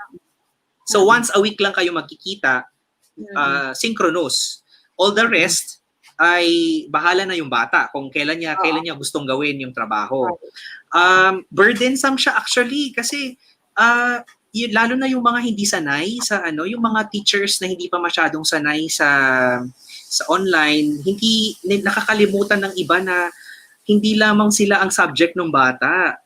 Minsan ay na-overwhelm yung bata. So na bibigyan siya ng napakaraming task. Kasi ang operationalization pa rin natin, ang ating mindset pa rin kasi ay parang nung nasa face-to-face tayo na dinala lang talaga natin literal sa online, which is not supposed to be the case. Yeah, thank you. Thank you, Boots. Ayan, parang ang sarap-sarap pang makipag-usap sa inyo, ang sarap-sarap pang makinig sa mga ideas nyo, pero parang ginagabi na tayo, baka mamaya meron pa kayong mga gagawin. Anyway, gusto ko lang basahin ito, hindi ko alam ito kung comment ito about doon sa online learning kasi parang pinag-uusapan natin ngayong gabi, parang halos online learning or meron ding modular, pero konti lang yung natin napag-usapan natin doon sa modular. But anyway, that's okay guys because we can talk about that yung mas mapalaliman pa natin yung ating pag-uusap about that sa darating na episode natin or episodes natin, isa-isahin natin yan. Siyempre, kasama natin ang ating mga resource persons na ating pwedeng ma-invite or kasama din natin itong ating mga resource persons ngayon. Ayun, gusto kong basahin ito yung comment ni Girlie. Hindi ko alam kung para saan ito, kung sa online ba ito or ano ba, na sinabi niya ay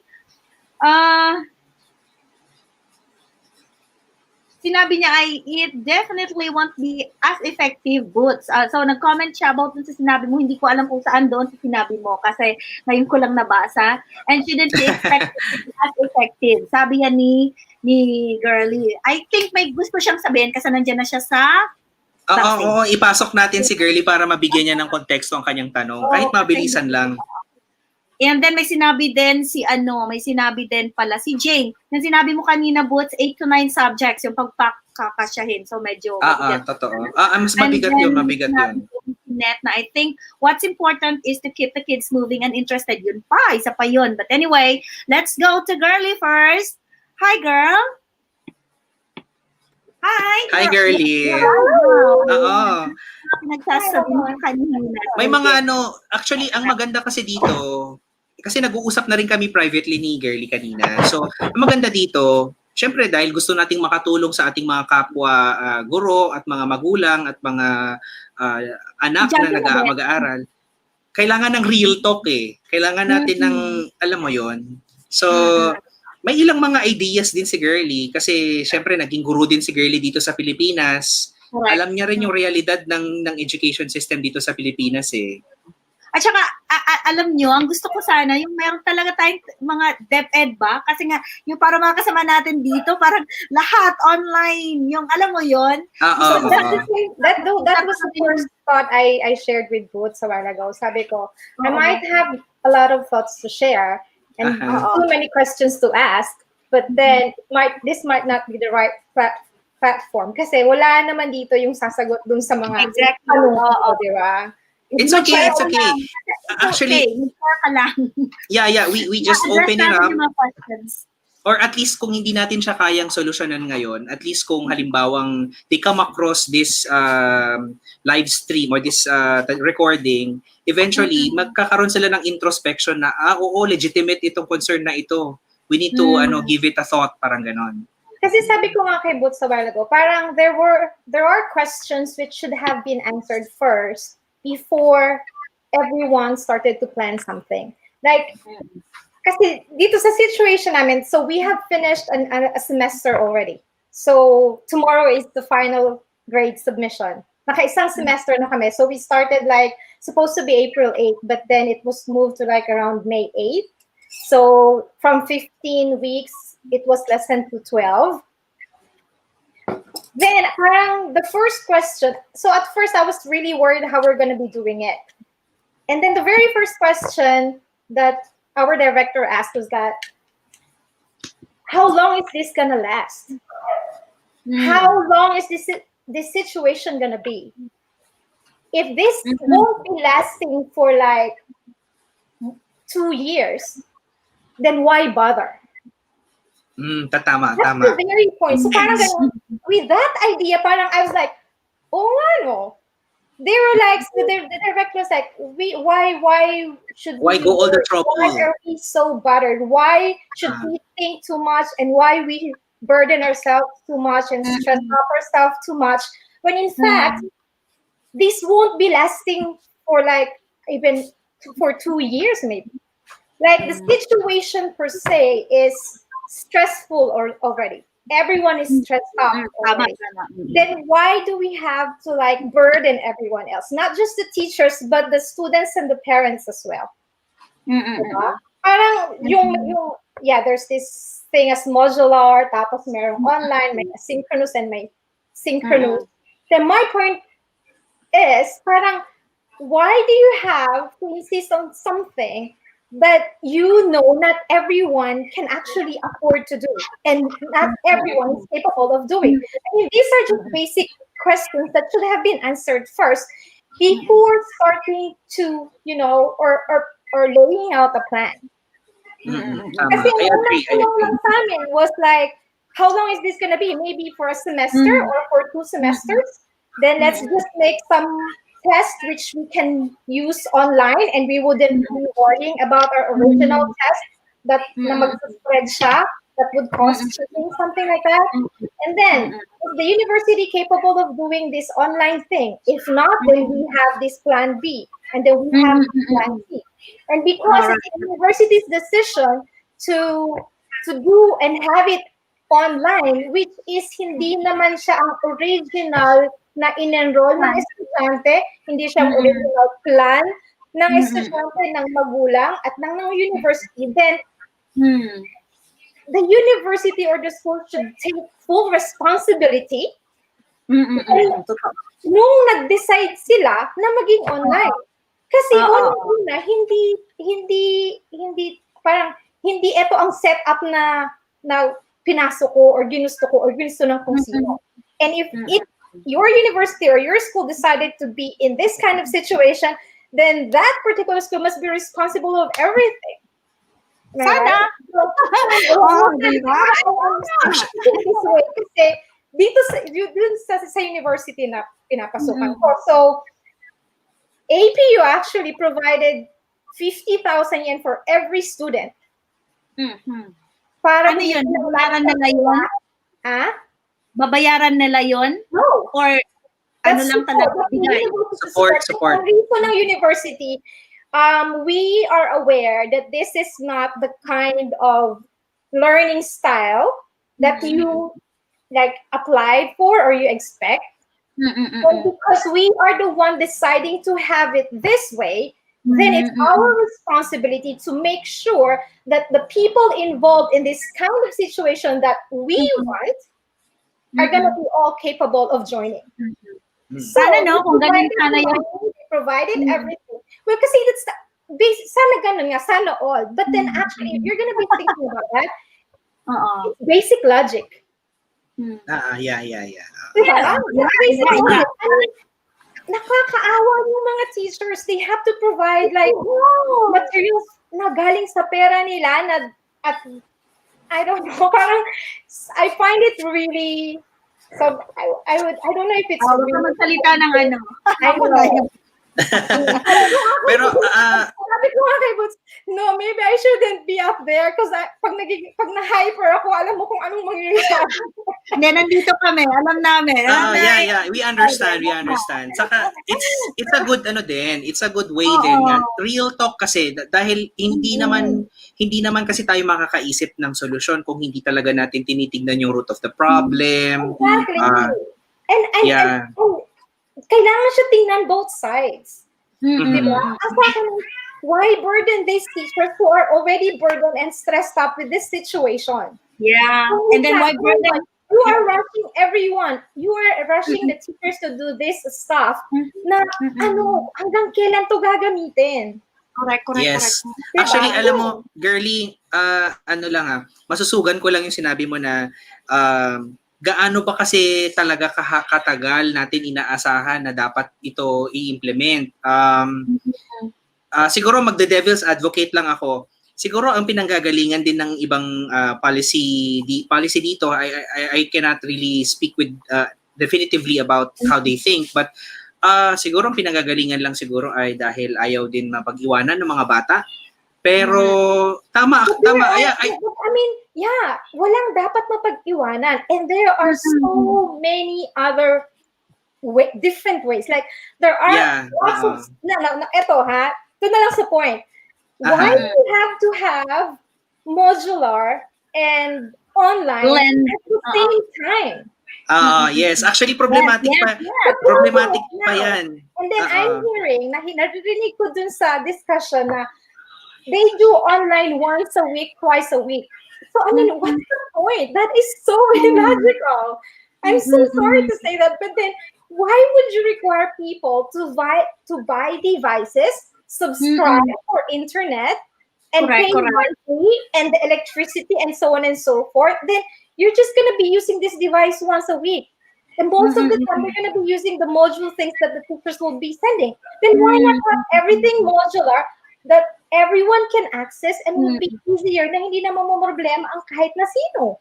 Totoo. Oo nga. Sabi nga ni Ate RJ, yung UP daw ang nag-survey para malaman kung sino daw ang nangangailangan ng tulong. Gadget, pocket Wi-Fi, load for electricity in areas where electricity is on ration. Totoo yun. Paano kung wala pang electricity? Another problem. Exactly. I mean, si Ate RJ. RJ. Girlie, I miss you. You shouldn't put me up here. Oo. Totoo po yan. Siguro maganda yung sinabi, yung point of view ni Miss Girlie na dapat malaman to ng DepEd, dapat malaman to ng mga nakaupo sa taas. Masyado silang idealistic na kaya magbubukas na tayo sa 24 pero hindi po kaya kasi ito nga lang nalaman namin meron palang onrasyon ang kuryente paano kung yung oras na wala pala siyang kuryente wala pang kuryente ate diba?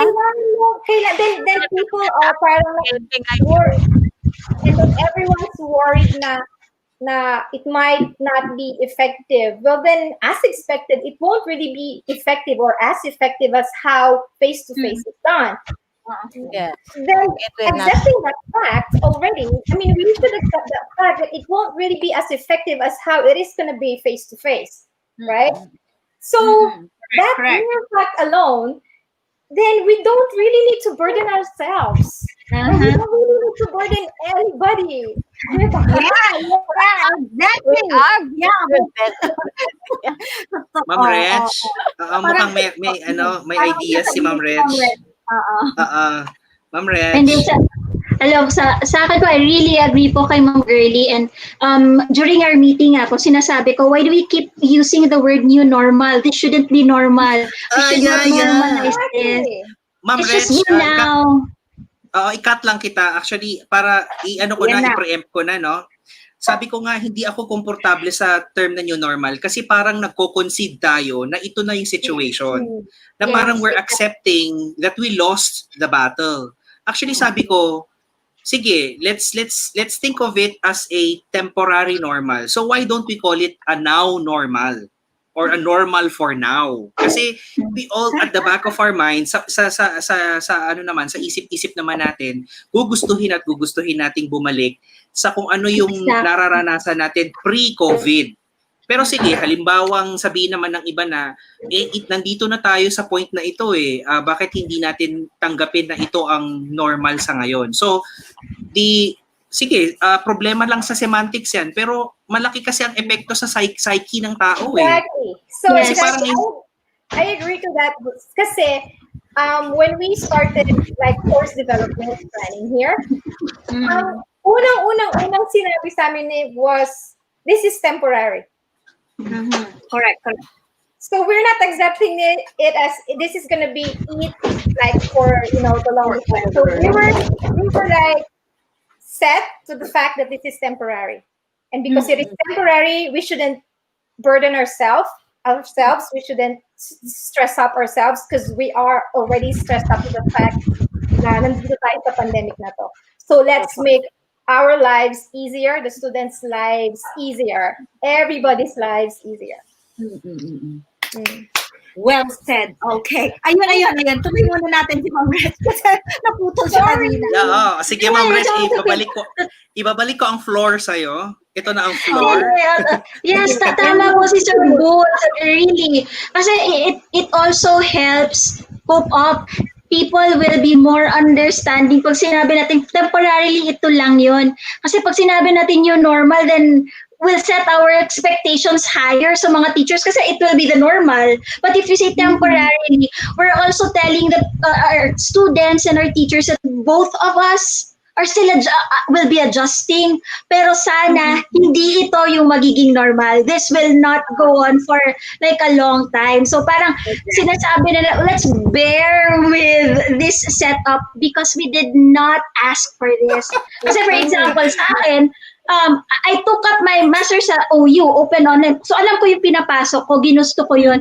Pero sa mga estudyante, hindi. They were not given the chance. The teachers were not given an option as well na, okay, kasi, di ba, parang pag new normal na sinasabi natin na ganito na talaga tayo, matatakot na talaga tayo. What we really want to emphasize is for the students and for the teachers and for the public to say, bear with us for a while. But let's not stress ourselves too much kasi it really affects the mental health. Yung mga estudyante ko po online, they're very frustrated, they're very angry. At yung nagiging pasahan po ng anger at frustration, yung mga guro kasi yun po yung kasama nila. Diba? And it's not fair for the teachers. And then sisingilin nila yung teacher na, ito ba yung binayaran namin? Ito ba yung lahat? You know, it really has an understanding with frustration kasi hindi naman nila hiningi yung online learning. Totoo. And napasubo sila to enroll online kasi ayaw nila mapag-iwanan at gusto nila matapos on time. Tama. Boots. Okay. Sige, Boots. Okay, so pero this is not to discount also the efforts of the of the people involved, the stakeholders. We still give a due credit naman where credit is due. 'Diba? Yun lang, syempre, yun nga, reality check din siguro. At yun nga, sususugan ko yung sinabi ni Ma'am Rech na may mga fears and apprehensions talaga, katulad nga ng ayaw mapag-iwanan, kung hindi mag-enroll, o kung mag-enroll man, baka hindi makasabay sa requirements, o pangalawa, magastos, kasi maraming kakailanganin, maraming kailangang, which is actually very, very ironic because we're not supposed to spend so much dahil ang dami nating, di ba, dami nating financial challenges this pandemic. Pangatlo, baka rin kasi may question din ng sobrang burnt out na yung yung mga teachers and even the institutions themselves, na baka ma-compromise din yung quality ng education kung itatawid lang ba yung kakailangan nilang ipilit just because we don't want anyone getting left behind, or because we don't want the world to cease or to stop. Kasi parang ito ay I think I'm getting the impression na ito ay isang yung pagtutuloy natin sa continue ng school year is a way for us to parang paano ba, subliminally, subconsciously battle the situation. Pero it's actually not that Parang mas na ano pa nga sa'yo mas na-assert pa nga sa'yo, mas na-remind ka pa nga that there is this very grave situation you're in because you are made to feel more challenged. So yun yung mga fears and apprehensions, I guess. Yun. Actually, Benz, isa sa mga pag-uusapan sana natin ngayon ay yung preparations. Pero I think I would suggest at this point in time na mag-alat tayo ng isang episode for that. Mag-alat tayo ng isang mas komprehensibong pag-uusap. Oo. Mahaba-habang pag-uusapan natin. Yes, actually, you know what? This is getting more interesting as we go on. Pero syempre, getting intense too. Yes. But actually, the intensity is reasonable. It's actually necessary because it gives us more fire to address the situation, because yun nga the very pinaka-intention naman ng ating live broadcast ngayon ay kapag nakarating ito sa mga stakeholders ay mas merong papag-iisipan, mas merong introspection on their end. Parang ganon. Have you started teaching online na, Boots? Have you started teaching already? Actually, it will end this coming Saturday. Yeah, because we have just finished a semester already, like so tomorrow. I mean, submission. Na tayo. So it's tough. It was really tough. Actually, talagang siguro kung halimbawa nasa isang posisyon ka na wala ka na rin talagang magawa, parang alam mo yon, it just takes getting used to, parang ganon. Kasi syempre it's also part of your di ba, your vocation Kumbaga nakikick in kasi yung teacher instinct ba? Parang ganon. So wala tayong magawa andito to, kaso lang syempre hindi natin ma-i-deny na ang daming agam-agam, ang daming alam mo yon, dito. Yon, madaming bagay na nangyayari na ako nga minsan, ito napag-usapan namin ito ni Benz, mabilisan lamang. Alam mo yung tipong nakaupo ka lang tapos bigla ka lang matutulala. Tapos hindi mo maintindihan yung anxiety na yon.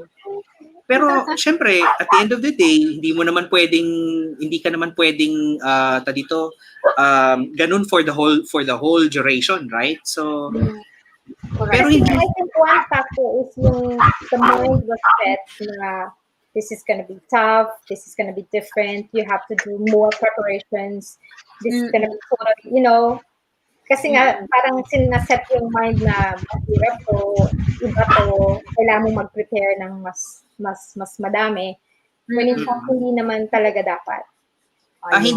Hindi ko alam for the other teachers here kung ganito din sila, pero ako sa totoo lang sa online mode, sa remote learning, parang feeling ko ay wala talaga siyang oras na pinipili. Halimbawa, kailangan ko mag-prep for the next one. Ay, kahit na abutin ka ng madaling araw, kausap mo pa yung estudyante, madaling araw na lang. Nakakaloka yung ganun. So, although nakakatuwa din naman. Buti na lang sa face to face. Ayan. Ang question ko is yung assessment. Like how assessment. Diba? How is assessment lang? Kasi Teka diba, lang. Okay. Next Sige. ano na ba Yes, yan? yes, oo. Pag-uusapan natin yan sa susunod na episode. Actually, I would, yes, Benz. Oo, kasi meron tayong isang resource person na galing pa ng Pakistan. Okay, sige. Okay, doon, as in request ko talaga si professor or pastor Gahong, na mag-share sa atin kung ano ba ang pinagdadaanan nila doon. Alam natin kung ano ang Pakistan, 'di ba? So, as Christian, ano sila doon at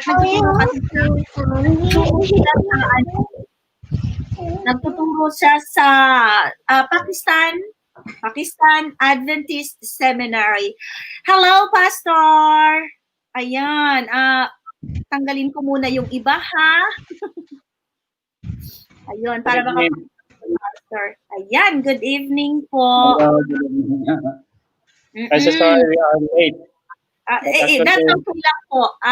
Gusto lang po namin malaman kung kumusta na po kayo dyan, ano po ang new normal niyo po dyan sa school ninyo, mga experiences niyo po. Dito po, I'm so sorry in my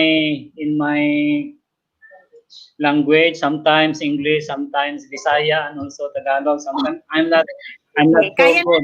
yan. Okay lang yan. We praise God that nandito kami sa Pakistan Adventist Seminary and College. At sa SSD po, ito po yung pinakamahirap na mission field. Kasi yung kultura dito is iba talaga. Talagang ibang-iba. Ibang-iba. So, for us here, we started with face-to-face teaching. At sa face-to-face is napakahirap na talaga. Kasi mahirap sila intindihin. Pagkatapos yung simple na mga basics sa atin sa Philippines, nandito is top learning na sa kanila eh. Pero Pastor, paano ba yun? Face-to-face, ano po ang ginagawa sa face-to-face niyo po? Nagmamask, ano pong ginagawa para ma-prevent yung risk ng virus?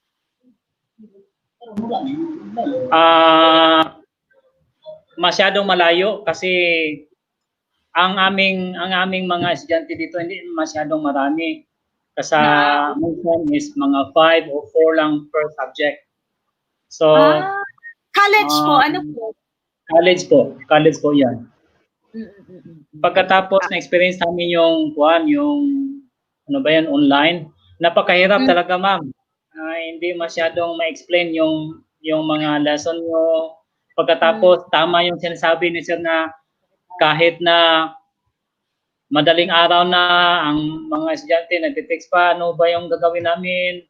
Pagkatapos natapos na yung isabihin ang lahat, i-explain ang lahat, bigyan sila ng instructions, and then nandito pa rin, nagtatanong pa rin, ano bang gagawin namin? Ano? Talagang mahirap talaga. Okay. Maraming salamat, Pastor, sa pag-share mo ng sitwasyon dyan. I know na lahat tayo ay challenged sa panahong ito, but then again, we are always hoping for the best na makakayanan natin ang lahat ng to. Salamat, Pastor. Alam kong tinry niyo po talagang makaabot sa program natin ngayon. But next time, mas marami pa tayong mapag-usapan about dito sa paghahanda natin at sa kung ano pang mga preparations na ginagawa natin para sa pag-start ng class or sa inyo dyan, nag-start na kayo ng class. Right. Thank you, Pastor. Thank you so much, ma'am. Thank you so much for inviting us. Thank you. All right. Ayan. So, yan. Siguro parang kahaba na ng mga pinag-usapan natin. I wish na mag-stay pa tayo at mag-usap pa rin, pero it's more than 2 hours. So, siguro mga last words nyo na lang bago ako magpaalam, Boots, unahin muna kita, followed by Ate RJ. So, ano ito? Sunod-sunod na lang, followed by Ate RJ, Ma'am Rich, Girly, Net, kung nandyan pa. And then, yan, si Pastor. Ayun, sige, last words. Okay, meron akong ano dito, kodigo ha, babasahin ko na lang para mabilis. Okay, sabi ko nga, the pandemic became a catalyst to test all of us and push our limits. And I found out that it may not exactly be true that we cannot teach old dogs new tricks. Probably kakailanganin lang ng mas support para matulungan sila kasi nga we don't want anyone getting left behind. Pero in connection nga doon sa sinabi ni Girlie kanina, Sorry, Yeah. sorry. it's okay. In connection with what Girlie mentioned kanina, in the process of getting no one left behind, we have to make it more practical and more doable. Mas realistic sa nangyayari. Yun nga, katulad na sabi ko kanina, let's not settle for the new normal because this is not the normal that we aspire to be in. Let's just think of it as the now normal. For now lang. Eventually, when everything clears up, pag tayo ay nakakaalagwa na, pag tayo ay may nakikita ng dito pag-improve sa COVID situation ng buong mundo, ay makakabalik naman tayo sa dati nating mga buhay-buhay. Well said. Thank you very much, Boots. Thank you for sharing. And then si Ate Arnie. Yes. Ayan, sa akin naman po ay kailangan positibo tayo. Yun lang. Kasi kung iisipin natin na hindi to ganito, hindi to dapat ganito. Tama naman na iniisip natin yun. Pero ang una din natin titignan ay paano tayong magsusurvive. Pangalawa, paano tayo tutulong para hindi ito yung maging bagong normal natin. Mag-umpisa tayo sa ating mga sarili sa bahay, disiplinahin para hindi na kumalang virus. Kasi importante yun kasi habang kumakalat, ito yung nagiging bago nating normal. Ayaw nga natin, di ba? So apart from we are preparing for what's inevitable, let's also try to discipline one another. And ang importante sa lahat ay tingin-tingin tayo sa ating mga kapitbahay. Baka naman tayo, sobrang okay tayo, sobrang thankful tayo, pero yung mga kapitbahay natin, share ko lang po. Kung akala natin na face mask lang, hindi pa mabili, we have to be considerate. Just this past few days po, kumatok ang isang, hindi ko masabi kung anong klaseng, kung street person ba. Ang hinihingi, hindi pagkain. Ma'am, baka meron po kayong pwede ibigay sa akin na face mask kasi kukuhin na po ako ng barangay. That's the scenario here in the Philippines. So, swerte tayo, hindi natin kailangan problemahin ang face mask lang. But what I'm saying is, let's all survive this pandemic, academic or otherwise. Laban lang. Maraming salamat, Ate RJ. Alam mo, thank you, Bes. Nag-enjoy ako, dami ko natutunan. Thank you talaga. Dami ko natutunan sa inyo. Teka lang, basahin ko muna tong comment ni Mar. Why is everyone in such a hurry? Baka kasi, kasagsagan ng pandemya. Ano ba? Gabi na kasi. Yun ba yung ibig mong sabihin, Mar? Ayan. Anyway, ayun. Thank you, Ate RJ. Thank you so much. Huwag kayo umalis dyan. Kasi ilalabas ko pa kayo one last time mamaya. Picture taking. Ayan. Ayun. Okay, Ma'am Reg. Hello po. Again, thank you po for inviting me here. As last message na lang po, siguro support na sabi ni Miss RJ kanina. Now more than ever po kailangan natin yung isa't isa to help each other. And I'll take this opportunity na rin po, plug ko lang na I have a personal project. I'm currently helping a community or a school here in Mindanao na mag-gather ng reams of bond papers kasi sa amin sa university, we are online, pero yung mga public schools po, they will be doing modular, but hindi po lahat ng paaralan can afford bond papers, and many of our teachers need reams of bond papers for them to produce their modules, and not all schools have printers. So if hindi naman necessarily na mag-donate sa Costco, but siguro po sa iba rin nakakapanood that if you know a adapted teacher, please try to help them. They also need our help for their modules. Ayan everyone. So narinig nyo na yon. Magtulong-tulong po tayo kasi yun ang pinaka-reason kung bakit nandito tayo ngayon. And thank you so much, Ma'am Reg. At Si Debbie, at English teacher din po siya dito sa Japan. Sabi niya, let's all be healthy, everyone. We all don't expect this to happen. Lahat po sa mundo apektado. Let's all be positive. Let's happy lang. Dapat tayo. Maraming salamat, Debbie. And then, Girly, meron ka pa bang sasabihin or you're marking?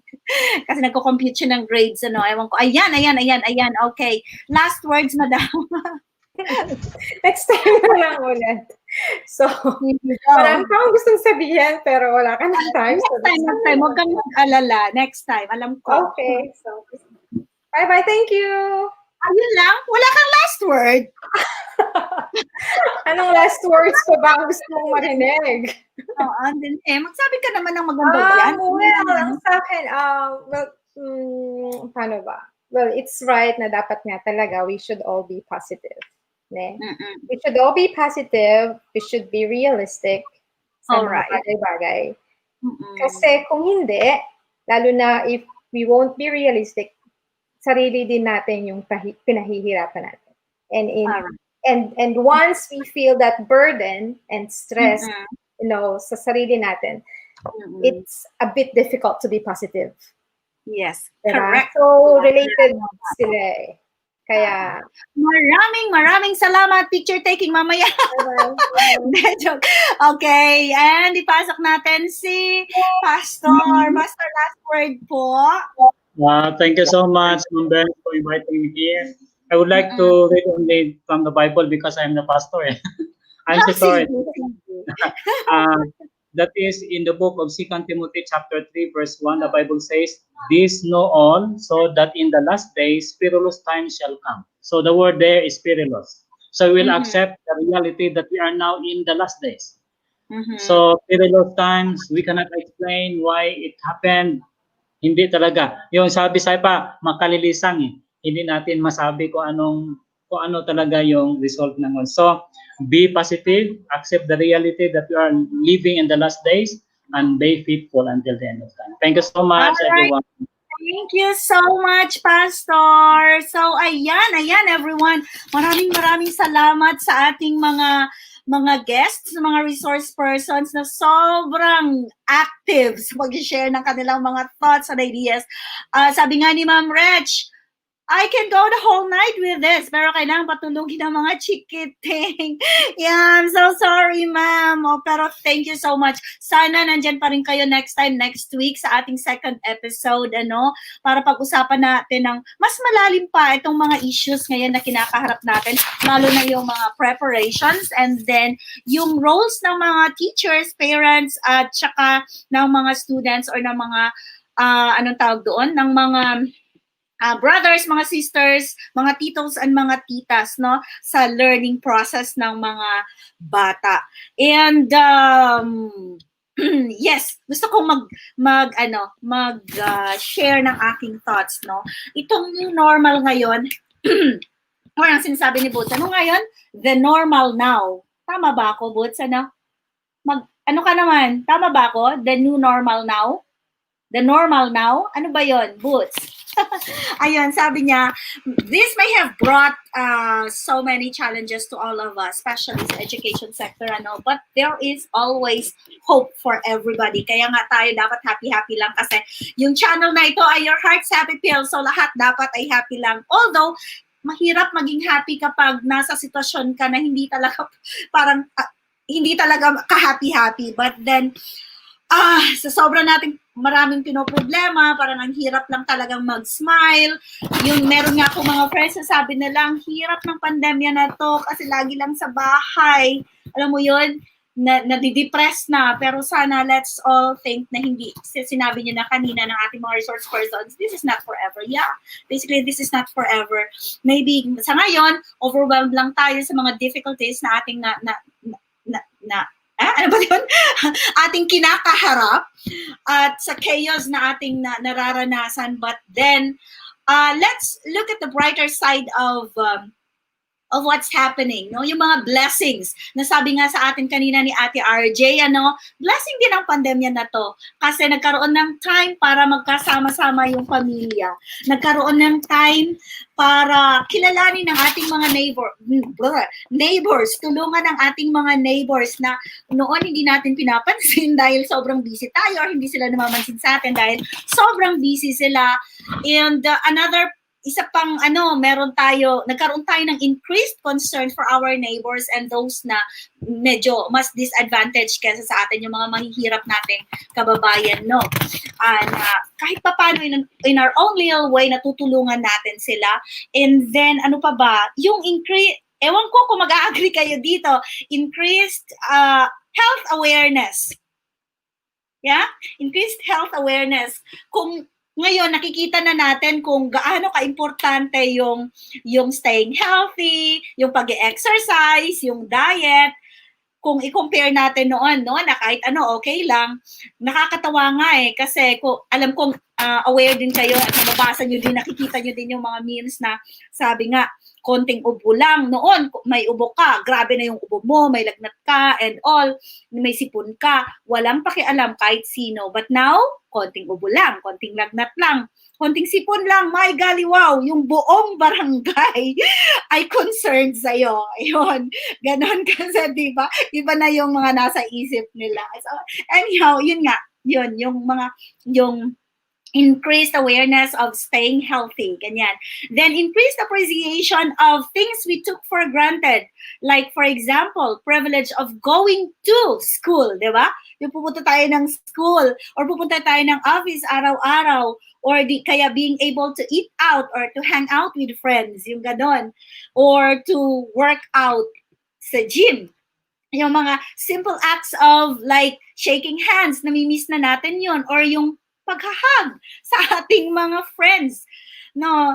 And then another thing, increased cooperation with local, national government, political parties, and even among nations. Kahit na sinasabi natin, marami pa rin mga nega, but then again, normal naman talaga yon, pero nakikita natin na merong increased cooperation with all those sectors. And then, ito pa yung isa na observe ko, increased desire among young people, yung passion nila to work in the helping profession like medicine, like research and social actions. So nakikita natin yan ngayon. Gusto na ng mga young people natin na maging proactive ngayon. And last but not the least, our heightened dependence on God. Ayun. So, noon, kung hindi tayo nagpipray ngayon, sobrang pray tayo kasi, yun, everybody is afraid, kasi wala naman talagang tawag doon, walang safeguard naman tayo kung tayo-tayo lang, no matter how we parang sobrang pag-prepare natin or sobrang paggawa ng paraan para hindi tayo maging at risk sa virus ngayon. Pero yun nga, lahat tayo ay at risk. But anyhow, ayun, everybody, maraming salamat talaga sa stay ng matagal sa ating discussion ngayon. Ayan, thank you so much everyone for being with us or for being with me. Sana babalik kayo ulit at mag-discuss pa tayo ng mas in-depth pa about sa topic ngayon. Ayan, everyone. So, let's just maintain a positive disposition. Ituloy lang natin ang laban, huwag tayong mawalan ng pag-asa. Yun, meron ba kayong mga i-greet? Sige na. Sinong mauuna? Ma'am Reg? Teka lang, bot. Si Ma'am Reg muna. Si Ma'am Reg. Yung mga estudyante ko, tsaka yung mga anak. Hello. Good night. Sabihin mo yung name. Good night, Kuya and Mavi. Thank you so much, Ma'am Reg. See you again next time. Bye-bye. All right. Ate RJ? Wala ka na i-greet? I'm good. Oh, you're good. Okay na po? Okay, Boots. Oy, wala kang audio. Yes. Hindi, gusto ko lang batiin yung pamilya ko na inibita ko ring manood. I hope nanonood pa rin sila hanggang ngayon. Ayun lang. At yung mga taong nanonood sa... Baka nasa Facebook sila kasi hindi naman natin makikita kasi dito sa ano. Yes. Sa YouTube. So, okay lang yun. Shout out sa lahat ng mga nanonood at sana ay marami pang ma-reach yung ating pinag-usapan ngayon. Okay, thank you, Net. Wala kang audio. Okay, you're good. And yeah, bumalik si Pastor Gahom. Okay, Pastor, meron ka bang i-greet? Okay na po. Next time po, maka-early po ako. Thank you so much. All right. Thank you, everyone. Thank you so much, everyone. So, yeah, bago ako mag-end, i-greet ko lang, i-shout out ko lang yung family ko dyan sa, hindi ko alam kung nandyan pa sila ngayon. Dyan sa Lang, North Cotabato. Whereas family, hello. Hinobis family dyan sa Santo Niño. South Cotabato, Salvacion family dyan sa Coronadal City. Ayun. Sino pa? Debbie, nandyan ka pa? Ayan. Everyone, maraming salamat. So, this is Benz of Your Heart's Happy Pill, where every little adventure can be your happy pill. Bye-bye, everyone!